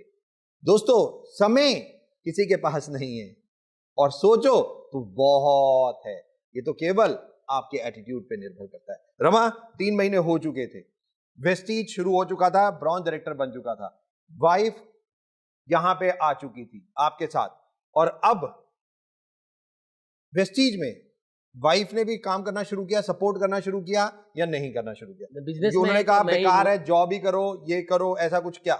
मैंने जब भी चेक आया तभी वाइफ को दिखाया, मैं बोला बिजनेस शुरू किया था 2-3 महीने पहले, जो चाय पत्ती वगैरह लाया था घर में वो, और ये है उसका इनकम आने लगा है, तो बहुत खुश हो गई। खुश हो गई? हाँ, बहुत खुश हो गई। वाइफ भी खुश हो गई थी क्योंकि रमा ने इनकम दिखाई थी। और दोस्तों, अब वक्त है रमा की वाइफ मिसेस ममता सोलंकी को यहां पे इनवाइट करने। Welcome ma'am. रमा से बहुत सारी बातें हो रही थी, पता चला बहुत छोटी एज में शादी हो गई थी। आप कहां पे पैदा हुए और किस उम्र में थे आप जब आपकी शादी हो गई? मैं सर 11 साल की थी, मेरी शादी हो गई थी। 11 साल की? Yes sir. तो उस वक्त पता चलता था शादी का मायने क्या है क्या? नहीं, ऐसा तो पता चलता था कि मेरा शादी हो रहा है, लेकिन उसके साथ मेरी सिस्टर का शादी था। ओके। तो ऐसा लगता था कि शादी तो हो रहा है लेकिन सिस्टर का भी शादी हो रहा, तो मुझे मेरी शादी का मालूम नहीं था, लेकिन सिस्टर की शादी की मुझे खुशी थी। सिस्टर की शादी की खुशी थी और साथ में आपकी भी हो गई और आपको पता नहीं चल रहा था कि आपकी शादी? नहीं, ऐसे बात करते थे, इनके पापा जैसे मेरे घर पे आते थे तो मुझे पता था कि मेरे ससुर होने वाले, जैसे गाँव में तो जल्दी पता चल जाता है कि ससुर है, लेकिन ऐसा लग रहा था शादी तो है लेकिन अपन तो बचपन में अपने को क्या करना है, तो सिस्टर की शादी है, वो जब हम माइंड पे नहीं लेते थे। शादी हो गई थी, गांव में रहे आप? यस। राइट। और रमा बॉम्बे चला गया, आप भी बॉम्बे आए? यस। रमा ने बताया और आप बीमार हो गए, तो वो बीमारी क्या थी, मतलब क्या हुआ था मैम आपको?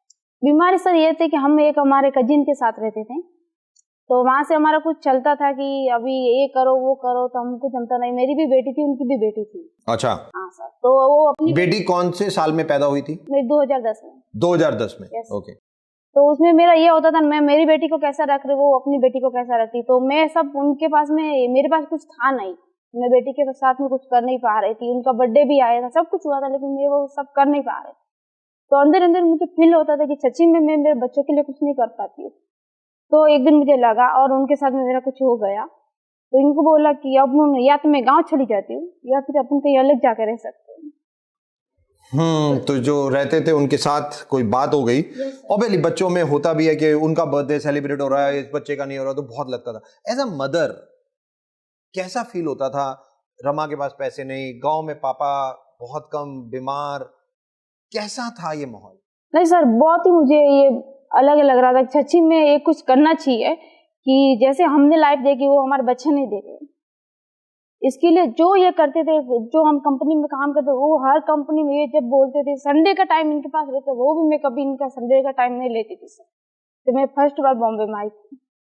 तो आप रमा को कहते थे जाओ काम करो, बस पैसा कम, आपको जो करना है वो कर सकते। मैं कभी इनको नहीं बोलती कि आप मुझे टाइम दो। तो और एज अ मदर कैसे ये टाइम निकाल रहे थे? एज अ वाइफ ये कैसा टाइम निकल रहा था?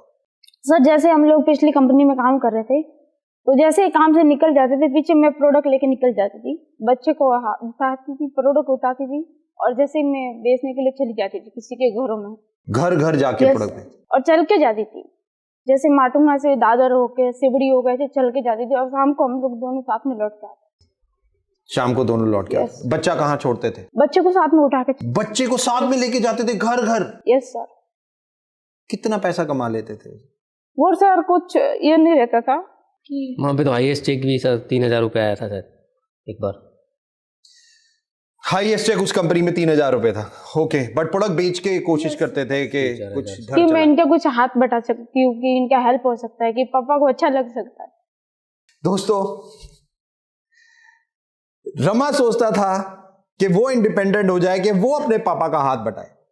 रमा की वाइफ ममता ये सोचती थी कि वो अपने पति का हाथ बटाए और वो इंडिपेंडेंट हो जाए, वो अपने पति को और उसकी फैमिली को टेंशन ना दे, वो अपना खर्चा खुद उठाए, घर घर जाके प्रोडक्ट बेच के पैसे कमाए।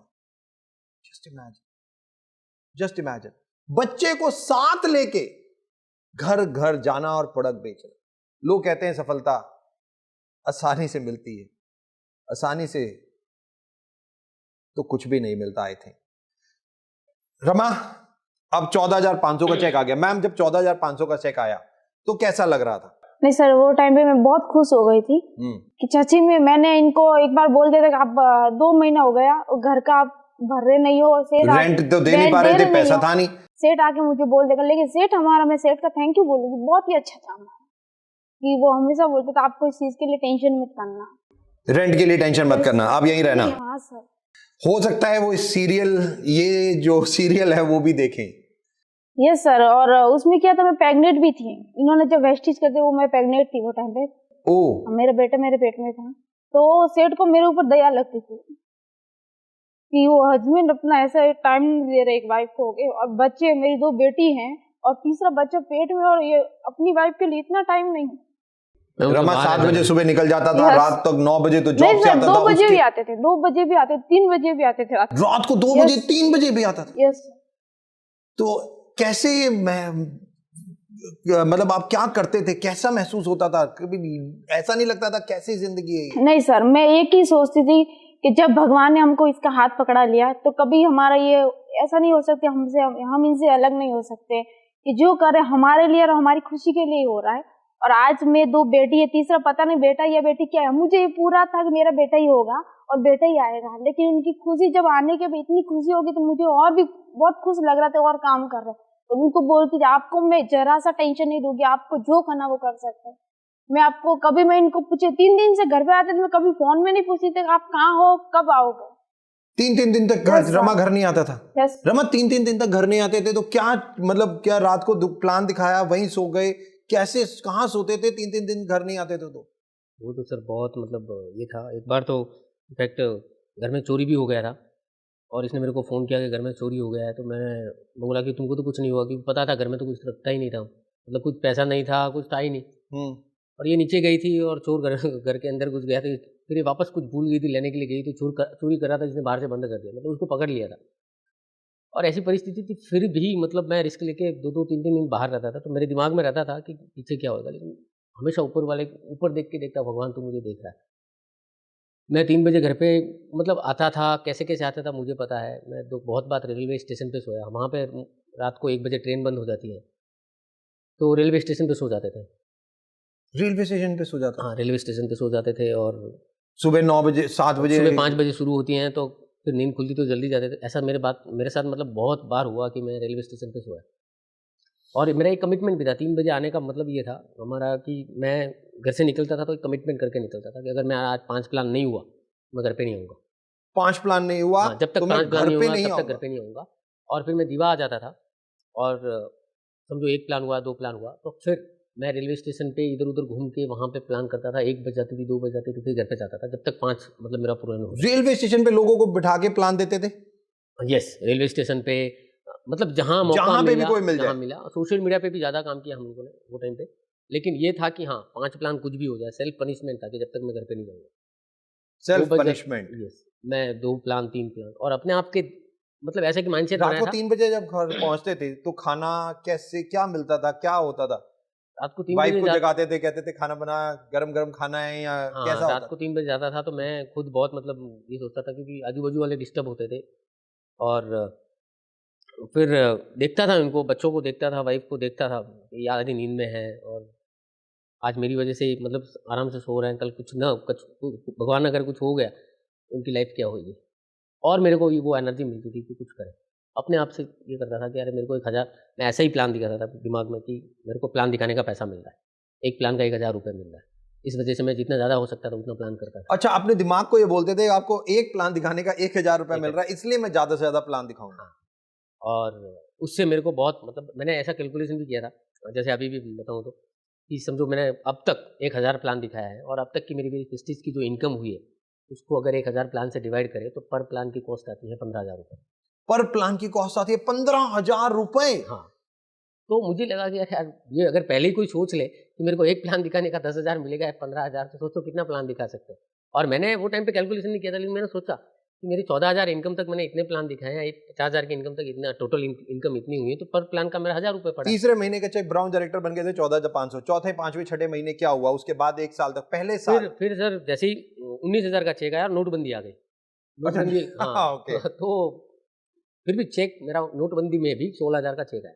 16,000 का चेक आया, बिकॉज बट इंडिया में प्रॉब्लम हो गया था, बिजनेस बंद हो गए थे, बहुत ज्यादा प्रॉब्लम हुई थी। हाँ, लेकिन फिर भी मतलब पैसा आया, मतलब मुझे तो लगा कि काफी धंधे बंद हो गए हैं, और फिर भी 16,000 रुपये आया, मतलब सरप्राइज हो गया।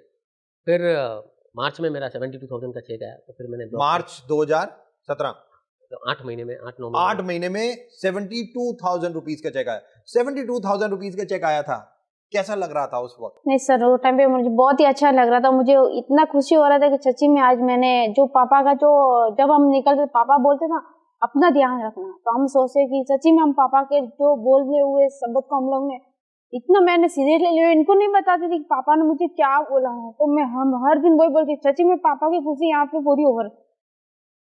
तो मैं पापा की खुशी के लिए मुझे और भी खुशी हो रही थी, अपना बेटा कुछ कर रहा है। एक ही बेटा था, उनको बहुत खुशी थी, जिसके लिए मुझे और भी गर्व हो रहा था कि सच्ची आज मेरे ससुर की खुशी है, हर खुशी पूरी होने जा रही है।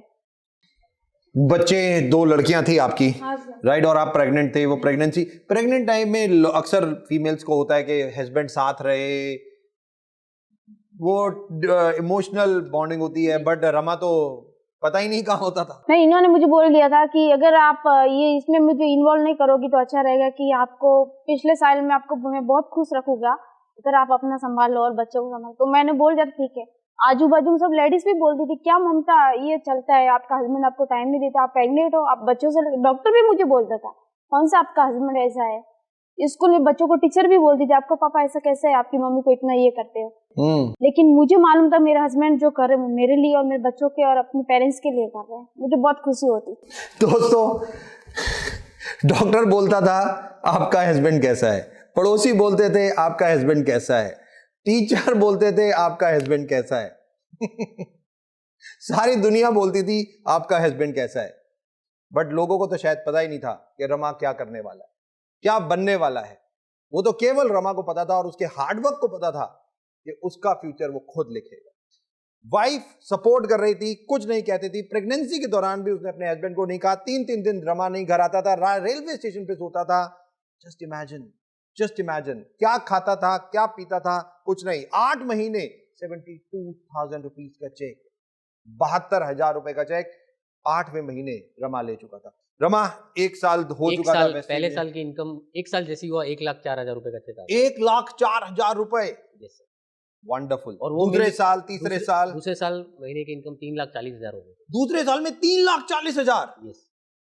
3,40,000। अब बच्चों का और कैसा लग रहा था? जो बोलते थे डॉक्टर टीचर्स के हस्बैंड कैसा है, अब वो क्या बोलना शुरू हो चुके थे? नहीं, वो टाइम पे तो फिर वो लोगों ने बोला कि विश्वास ही नहीं हो रहा था कि इतना पैसा, मतलब मैं तो लोगों का चेक देख रहा था कि इनको विश्वास नहीं। वो टाइम पे सर क्या हुआ कि पर मैं जब हॉस्पिटल में गई तो डॉक्टर ने बोला कि अभी आपका बच्चा नॉर्मल नहीं होने वाला है, ऑपरेशन हो जाएगा। और वो टाइम पे मैंने सोचा अभी मेरा हस्बैंड जो कर रहा, जो अच्छा ही कर रहा, अभी मैं ऑपरेशन के टाइम पे आ जाऊंगी तो मुझे 6 महीना रेस्ट के लिए देना पड़ेगा। तो वो मेरे दिल में था कि मुझे नहीं करना है, नहीं करना है। और मैं सांगली में था, सांगली मीटिंग में था, तो इन्होंने फोन किया कि डॉक्टर ने बुलाया हॉस्पिटल में और ऑपरेशन करना है। Yes sir. और दोनों डॉटर भी मेरे साथ में थी। और दोनों डॉटर भी, और आप हॉस्पिटल में और ऑपरेशन। गॉड। और हस्बैंड सांगली में मीटिंग कर रहा है। मेरी सिस्टर आई हुई थी, तो फिर मैं सांगली तो छोटी सिस्टर थी, उनको इतना समझ में नहीं आ रहा था कि क्या करना चाहिए। उनको मैंने दोनों बच्ची को संभालने के लिए लाया था कि आपको इनको संभालना पड़ेगा। और गांव में पापा बीमार थे, वो एडमिट थे। वो एडमिट तो मुझे दोनों था कि इनका एक तो क्वालीफाई भी करना है उनको, और दूसरा पापा को भी देखना। अगर मैं ऑपरेशन करवाऊंगी तो ये नहीं तो अपने पापा के पास रहेंगे और नहीं बिजनेस के साथ में रहेंगे, ये हमारे साथ में रहेगा। तो उनका जो करना सपोर्ट है, नहीं करेंगे तो मेरी फैमिली। तो ये आपके हाथ में थोड़ी था कि डॉक्टर कह रहे हैं अगर ऑपरेशन करना है तो आप थोड़ी डिसाइड कर सकते हो कि मैं ऑपरेशन कराऊंगी या नहीं कराऊंगी। नहीं, मुझे सर पूरा भरोसा था क्योंकि जब मेरा बेटा नहीं था, जब भी मैं प्रेगनेंसी होगी, जब भी मुझे डॉक्टर ने और इन्होंने दोनों बोल दिया था कि मैं बिजनेस कर रहा हूँ, मुझे टेंशन मत दो हर चीज के लिए, आपको जो करना जाए दवाई लेके। लेकिन मुझे एक ही था कि मुझे बेटा चाहिए, और गाँव में बोलते हैं ना बेटे के बिना कुछ भी नहीं। ऐसा होता है गांव में, बेटा के बिना कुछ नहीं है चीजें। मेरी जैसे 5 ननन है, इनकी सिस्टर है, तो गांव में अभी भी बोलते कि आपकी 5 ननन है और 2 बेटी, अब बेटा नहीं है तो आप क्या करोगे। तो ये भी बोल, डॉक्टर ने बोला ऑपरेशन करना है, क्या हुआ? नहीं सर, मुझे नहीं था कि मुझे ऑपरेशन, मैंने सर बोल दिया कि ऑपरेशन करना है वो मैं करवाऊंगी, लेकिन मैं आज नहीं करवाऊंगी। मैंने 3 डेट निकाल दी। 3? Yes sir. डॉक्टर बोल रहा है ऑपरेशन कर रहा है, आप नहीं करवा रहे, 3 दिन निकाल दिए? हाँ सर, 5 तारीख नहीं सर, 3 डेट मैंने 3 डेट निकाल दिए। नवंबर की 5 तारीख को मेरी डेट थी, फिर 12 तारीख की थी, फिर 15 तारीख की थी। इतना बड़ा रिस्क, इतना बड़ा रिस्क, अपना रिस्क, बच्चे का रिस्क। यस सर, मुझे यही था कि मैं नहीं मेरे बच्चों को देख पाऊंगी, नहीं मेरे हस्बैंड का साथ दे पाऊंगी, और नहीं अगर कुछ मेरा ससुर का कुछ हो गया तो मैं उनको भी नहीं देख पाऊंगी। ये तीनों रिस्क को लेके मैं बहुत ही ये थी। वो टाइम पे सर मेरे ऊपर कर्जा था, मतलब पापा बीमार थे तो लगभग 6-7 लाख का कर्जा हो गया था, और पता नहीं था आगे कितना होगा। आगे कितना होएगा, और डॉक्टर ने बोल दिया था कि अभी इनके मल्टीपल ऑर्गन डैमेज हो गए हैं तो ये नहीं बच पाएंगे। तो और मेरे को उनको वो सक्सेस दिखाना था, एक सपना था पापा को मैं फ्लाइट में बिठाऊंगा। तो मैं जब फर्स्ट टाइम फ्लाइट में बैठा तो पापा को बोला, फ़ोन किया तो मैं फ्लाइट से जा रहा हूँ दिल्ली, यहाँ पे हमारा एक प्रोग्राम था। तो पापा बोल ही नहीं रहे थे फ़ोन पे, काफ़ी इमोशनल हो गए थे, क्योंकि जब छोटे थे हम खेत में जाते थे या उनके साथ जाता था मैं, तो हवाई जहाज जाती थी, देखा थे बड़ा होएगा तो तेरे को हवाई जहाज में बिठाएंगे। तो वो काफ़ी इमोशनल हो गए। तो मैं सोचा कि ठीक हो जाए तो उनका एक सपना मैं मेरा पूरा करूँगी, उनको हवाई जहाज में बिठाऊँ, 4 धाम की यात्रा करवाऊँ, और इसके लिए मैं ये बहुत ये कर रहा था। तो इनकी वो डेट थी, डॉक्टर ने बताया, मैं बोला उस दिन मेरी सांगली में मीटिंग है, मैं करके आऊँगा। और फिर इनकी जैसे ही मैं आया दूसरे दिन हॉस्पिटल लेके गया, बच्चा हुआ, और तीसरे दिन ऑपरेशन के साथ हुआ या नॉर्मल हुआ? जैसे हम लोग इन्होंने बोला कि जहाँ मैं जॉब करता था मेडिकल में, वहाँ पे चलो, वहाँ पे अच्छा डॉक्टर है। तो हम लोग वहाँ पे गए तो डॉक्टर ने बोला इनका ऑपरेशन ही होगा।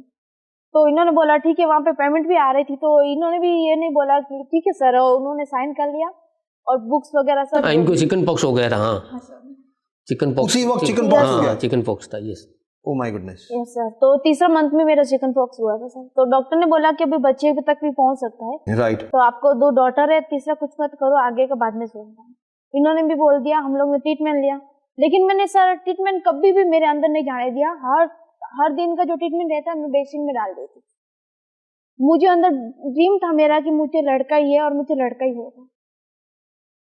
ट्रीटमेंट भी नहीं लिया? नहीं सर, मैंने 2600 रुपए का ट्रीटमेंट लाया था, लेकिन मैंने अंदर से एक भी गोली मैंने अंदर नहीं ली, फेंक दिया? Yes sir. मैं हमेशा, मतलब टाइम रहता था ना कि वो टाइम पे अपने को गोली लेना है, वैसे ही वो टाइम पे इनको बताती थी और मैं अंदर डालती थी, इनको मालूम नहीं पड़ने देती थी। फिर ये मेरे से गुस्सा भी होते थे कि मैंने बोला ना मैं इसमें बिजी हो जाऊंगा, मैंने बोला आपको मैं बिजी नहीं करूंगी, लेकिन मेरे को अंदर एक फील था कि मुझे लड़का ही होगा और मुझे लड़का चाहिए, वो मेरा ड्रीम था। ऑपरेशन जब सांगली से आ गए, अगले दिन हॉस्पिटल गए तो ऑपरेशन हुआ? हाँ, तो सर नहीं, ऑपरेशन नहीं करने दिया। इन्होंने बोला कि ठीक है सर ऑपरेशन कर लो, तो जैसे मेरे को अंदर ले लिया थिएटर में, ये बाहर बैठे थे, अपना साइन वाइन कर लिया। लेकिन वो टाइम पे मुझे एक ऐसा फील आया, अगर मैं ऑपरेशन में जाऊंगी तो 6 महीने का रेस्ट करो, पैसा उसमें चला जाए, फिर उसके साथ पापा बीमार हैं और उसके साथ मेरी बेटी है। मैं वहां से बहुत लंबी रहती थी, मैं रहती दीवा में थी, और मैं जहाँ ऑपरेशन के लिए गई वो मैं भांडुप में गई थी, तो वहाँ पे बहुत लंबा था। और मेरे बच्चों के साथ में क्या होगा, इनके साथ में क्या होगा, अगर पापा का हो गया तो इनको कौन संभालेगा, तो ये मुझे सब मालूम था। तो आपने अंदर जाके मना कर दिया डॉक्टर को? तो डॉक्टर आया, ऑपरेशन का तैयारी कर लो, उसने तैयारी वगैरह सब कर ली, और जैसे मैं लेट गई और मुझे अंदर से आंसू आ गया, और मैंने बोला सर मैं आज ऑपरेशन नहीं करवा सकती हूँ, मैं अगर आप कल का डेट दो, मैं कल मेरा घर का सब ये कंडीशन सब सेट करके फिर मैं आऊंगी। मेरे बच्चे हैं दोनों, मैंने उनको नहीं बताया कि मेरे घर पे ननन है, मैंने बोला मेरी दोनों बेटी अकेली है, उनको मैं सेट करके मैं आऊंगी। तो डॉक्टर ने बोला ऐसा कैसा हो सकता है, मैं बोला नहीं सर आप कुछ भी कर सकते हो, लेकिन मैं नहीं करवा सकती ऑपरेशन। फिर मैं बोला मेरे हस्बैंड को बुला, इनको बुला, मैं बोला आप घर पे चलो और कल अपन आएंगे। तो सर मैं 15 तारीख को रिटर्न घर पे गई, और सिस्टर ने बोला क्यों नहीं, मैं बोला कुछ भी नहीं हुआ, मेरे को परसों के लिए बुलाया, और थैंक गॉड ने मेरी सुन ली। 16 तारीख को मैं हॉस्पिटल गई, और 19 तारीख को मेरा बेटा नॉर्मल, कोई नई डॉक्टर था, नई नर्स थी, कोई नहीं, ऐसे में वॉशरूम गई, आई मेरा बेटा, मुझे इसकी वजह से मुझे बहुत ही बोलती है कि ड्रीम, लोग बोलते ड्रीम मेरा। डॉक्टर्स कह रहे थे ऑपरेशन होगा, बच्चा पैदा हो गया, ना डॉक्टर था ना कोई भी नहीं था। नहीं सर, मैं बच्चों को लेकर बाहर आई और नर्स को बुलाया मैंने, तो बोले ऐसा हो नहीं सकता। मैं बोला आप सुनिए मेरे हाथ में बच्चा है, तो फिर डॉक्टर आए और बच्चे को उठा के लेके चले। My God. और ये भी नहीं थे, ये भी जब गेट से अंदर आना था, अभी बहुत बाहर थे, तो फिर इनको बुलाया, तो ये मतलब इनको लग रहा नहीं था कि ऐसा बच्चा हो सकता है, इनको पता ही नहीं था कि मेरी दोनों बेटी हुई थी, मम्मी के घर पे हुई थी, तो बहुत ही इमोशनल हो गए थे। रमा, कैसे ये सब चीजें यार? हाँ सर, मैं मतलब मेरे तो दिमाग में वो था ही नहीं, और मैं फोन पे बहुत लगा रहता था, मतलब इनका और ऑब्वियसली ये रहता था, तो मैं बाहर जा जाके बार बार बात करता रहता था। और जैसे अंदर आए थे, बोले कि लड़का हो गया, उसने बोला, तो बोला वो कहाँ है? घर पे? नहीं, घर पे नहीं, हॉस्पिटल में गए थे सर। तो मतलब ठीक है, फिर घर पे फ़ोन करके बताया। फिर इनका 1-2 दिन में, डॉक्टर बोला 10 दिन रखना पड़ेगा। मैं बोला ठीक है, जितना भी रखेंगे हम ये करेंगे। फिर उसने बोला कि 2-3 दिन में हो जाएगा। इनको घर पे छोड़ा, सेम डे में फिर गुजरात के एक्टिविटीज़ के लिए। फिर 2 साल 3,40,000 का चेक, 3 लाख, तीसरे साल क्या हुआ? 4,20,000। 4,20,000। और 2020 में कोविड आ गया। उसके उस दौरान कोविड में मेरा हाईएस्ट चेक था 6,80,000। कोविड में हाईएस्ट चेक कितना? 6,80,000। 6,80,000 रुपीज कोविड में हाईएस्ट चेक रमा ने लिया। गाइस, आप सब लोग सुन रहे हैं रमा और उनकी वाइफ ममता की स्टोरी। प्रेगनेंसी में फीमेल इमोशनल, हस्बैंड साथ नहीं, छोड़ के दिनों बाहर, हस्बैंड कैसे काम कर रहा है, घर में है तो भी फोन पे बाहर अपनी टीम के लिए। फीमेल कह रही है, वाइफ कह रही है कोई दिक्कत नहीं, मैं अपने आप संभाल लूंगी। ऑपरेशन थिएटर से वापस आना कह रही है कि मेरे फादर का क्या होगा, मेरे हस्बैंड का क्या होगा, मेरी डॉटर्स का क्या होगा। Just imagine, just imagine guys, हम घर पे बैठ के कितने आसानी से कुछ भी कह देते हैं, कुछ भी कह देते हैं। और आज तो सही मायने में, जैसा ममता ने बताया कि वो कह चाहती थी और कहती भी थी कि लड़का होगा, और ना डॉक्टर ना नर्स, वॉशरूम गई जहां ऑपरेशन की जरूरत होती थी, जो ममता ने बार बार कहा नहीं मुझे ऑपरेशन नहीं चाहिए, मुझे 6 महीने बेड रेस्ट करना पड़ेगा, मेरे पूरी फैमिली का ध्यान कौन रखेगा। लॉ ऑफ अट्रैक्शन, सीक्रेट, सोचो तो, शिद्दत से चाहो तो कायनात भी लग जाती है आपको वो चीज दिलाने में। Just imagine, 6,80,000 highest check. और ये परिस्थिति जो हमारे थी, मेरा अपलाइन डाउनलाइन किसी को नहीं पता था, मतलब ये जो सिचुएशन था। हाईएस्ट चेक मेरा 6,80,000 गया सर, और 5 साल कंप्लीट हुआ प्रेस्टीज में। और अभी 2022 अभी शुरू हुआ है। 2022 शुरू हुआ, यस राइट। ऑटोमेटिकली अभी तो जनवरी का महीना ही चल रहा है। Yes yes right. ममता, अब कैसा लगता है जब हस्बैंड इतना पैसा कमाता है, और फॉरेन ट्रिप कितने हुए, क्या क्या अचीवमेंट हुई अभी? यस, मैं स्टार क्रूज पे थे, आपके साथ में थे, मलेशिया, फिर थाईलैंड, हम लोग पटाया इसको लेके गए थे फर्स्ट टाइम। पहली बार जब एरोप्लेन में बैठे, और वो भी इंटरनेशनल बैठे मेरे ख्याल से, तो आप तो डोमेस्टिक में बैठे ही नहीं। कैसी फीलिंग? नहीं सर, बहुत ही अच्छी फीलिंग हो रही थी, और मेरे से ज्यादा मेरे पापा को फीलिंग हो रही थी, क्योंकि हमारे गांव में ऐसा होता है कि जब शादी होते है ना, उसके बाद में बच्चों को अगर फीमेल को साड़ी या तो हमारा राजस्थानी सूट होता है वही पहनाया जाता है।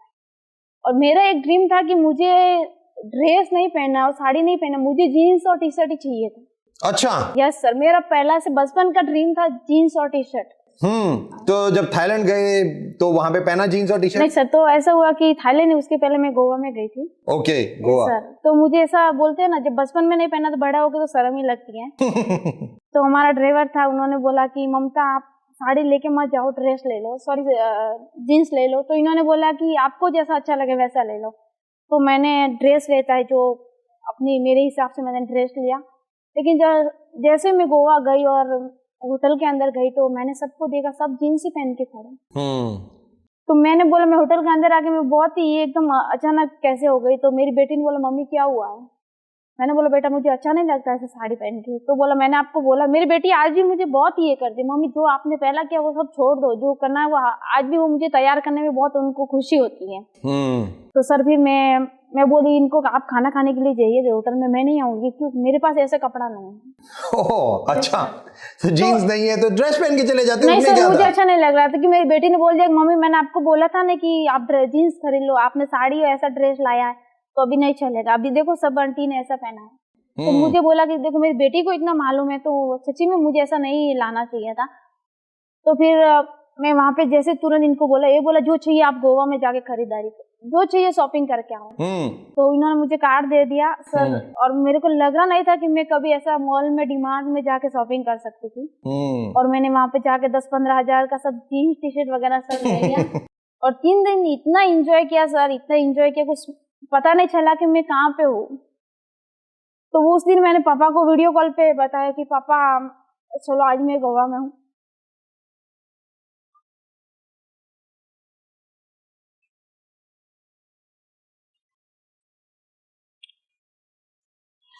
तो पापा ने बोला कि बेटा सच्ची में मैं तेरा सपना पूरा नहीं कर पाया।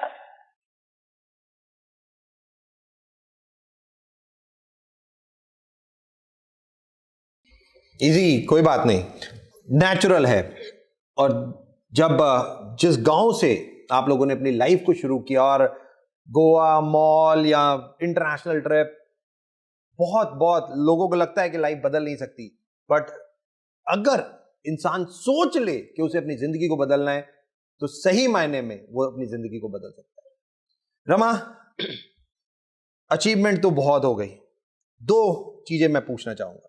ये जर्नी को अगर डिस्क्राइब करना तो कैसे डिस्क्राइब करोगे? 5 साल की जर्नी जो वेस्टीज में, इसको डिस्क्राइब करना हो तो कैसे करोगे? और दूसरा, आप एक यूथ हो और यूथ आइकन हो। ये वेब सीरीज बहुत सारे यूथ आज देख रहे हैं और बहुत इंपेशेंट भी होते हैं, बहुत फास्ट चाहिए यूथ को पैसा, राइट, और टाइम नहीं लगाना चाहते, तो उनके लिए एक मैसेज मैं आप लोग से जरूर चाहूँ। Yes sir. तो पहले तो अगर वेस्टीज मेरी लाइफ में नहीं होता तो मैं आज यहाँ पे नहीं होता, कहीं ना कहीं नौकरी करता होता या कोई ट्रेडिशनल बिजनेस में होता, लेकिन वो इतना अचीवमेंट्स नहीं होता है। बिजनेस से मैंने पैसा बहुत कमाया, मैंने कार भी लिया है, प्रॉपर्टीज भी लिया, घर भी बनाया, ऑफिस बनाया, मतलब ये सारी चीज़ें की।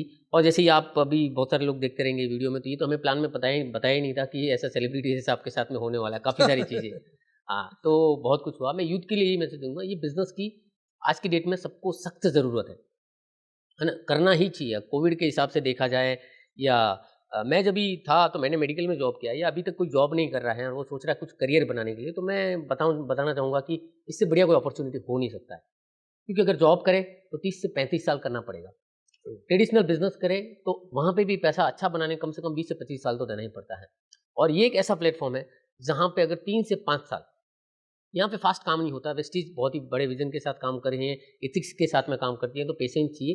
3 से 5 साल का अगर कोई माइंडसेट लेके आता है, मैंने भी बहुत अप्स एंड डाउन देखे, राइट, और 3 से 5 साल का अगर कोई माइंडसेट लेके इसमें काम करता है तो सच में गारंटेड है सक्सेस। और 3 से 5 साल में इसको लगातार पर डे अगर करे तो कंसिस्टेंट एफर्ट डाले तो बहुत बढ़िया काम कर सकता है। इसके लिए कंसिस्टेंट एफर्ट हैं, फिर सेक्रीफाइस हैं, बहुत सारा हम लोगों ने कॉम्प्रोमाइज़ किया, सेक्रीफाइस किया, राइट, ऑनेस्टी के साथ में बिजनेस को बिल्ड किया और ऊपर वाले के ऊपर, खुद के ऊपर भरोसा रखा, तो वो हो गया। तो बस ममता, जाने से पहले वाइफ, जितने बहुत सारे लोग वेस्टीज में, करोड़ों लोग वाइफ्स जितने मैरिड हैं, उनकी वाइफ्स हैं, उनके लिए आपकी तरफ से एक मैसेज चाहूँ।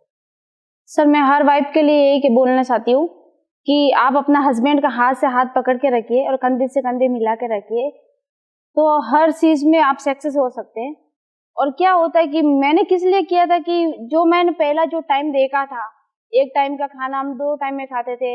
सुबह में चाय पीते तो दूसरे दिन सुबह में चाय पीते थे, एक दिन दूध लाते थे, 2 दिन चलाते थे, एक पार्ले जी बिस्किट बेटी को 3 दिन खिलाते थे। इसीलिए मैं हर लेडीज को बोलना चाहती हूँ, ड्रीम हस्बैंड का ज्यादा नहीं होता, ड्रीम लेडीज का ज्यादा होता है। सबसे बड़ा ड्रीम लेडीज का होता है, मुझे वो चाहिए, वो चाहिए। अगर हमारा ड्रीम पूरा नहीं होता तो हम क्या करते, इमोशनल हो जाते हैं कि मेरा ड्रीम नहीं हो रहा है। इसीलिए मैं बोलती हूँ कि मैं एक हाउस वाइफ होकर ये कर सकती हूँ, तो हर लेडीज कर सकते हैं। और बाकी कुछ नहीं करना, अपना हस्बैंड का एक सपोर्ट बन के हो जाओ। क्यों, घर बनाने में एक पत्थर से घर नहीं बनता, हजारों पत्थर की जरूरत होती है तभी घर बनता है। इसीलिए एक पत्थर बन के पास में खड़े हो जाएंगे ना, तो हर किसी का कामयाबी सक्सेस हो सकती है सर। एब्सोल्युटली। दोस्तों, यूथ को पेशेंस रखना चाहिए। 3 से 5 साल रमा ने कहा, जस्ट रिलैक्स और आराम से इस बिजनेस को बिल्डअप करते रहना चाहिए। जॉब में भी सालों लगते हैं, अपना कोई बिजनेस, ट्रेडिशनल बिजनेस खोलो, उसमें भी सालों लगते हैं। उसके बाद सक्सेस मिले ना मिले कोई नहीं जानता। एज अ वाइफ, ममता ने कहा, कंधे से कंधा, हाथ से हाथ मिला के अपने हस्बैंड को सपोर्ट, जो सबसे ज्यादा इंपॉर्टेंट है। एक पार्ले जी बिस्किट 3 दिन अपनी डॉटर के लिए, एक लीटर दूध 2 दिन, एक चाय एक दिन, दूसरी चाय दूसरे दिन। Just imagine tough time. बार बार मैं बोलता हूं, समय कभी भी एक जैसा किसी के लिए नहीं रहता, वो निरंतर बदलता रहता है। और अगर आप ये सोच रहे हैं कि आपका समय कब बदलेगा, तो ये केवल आपके हाथ। Last but not the least, मैं आप सब लोगों को थैंक्स करना चाहूंगा, रमा और ममता को थैंक्स करना चाहूंगा आज वेस्टीज यंग प्रेन्योर्स में आने के लिए। God bless, wish you well.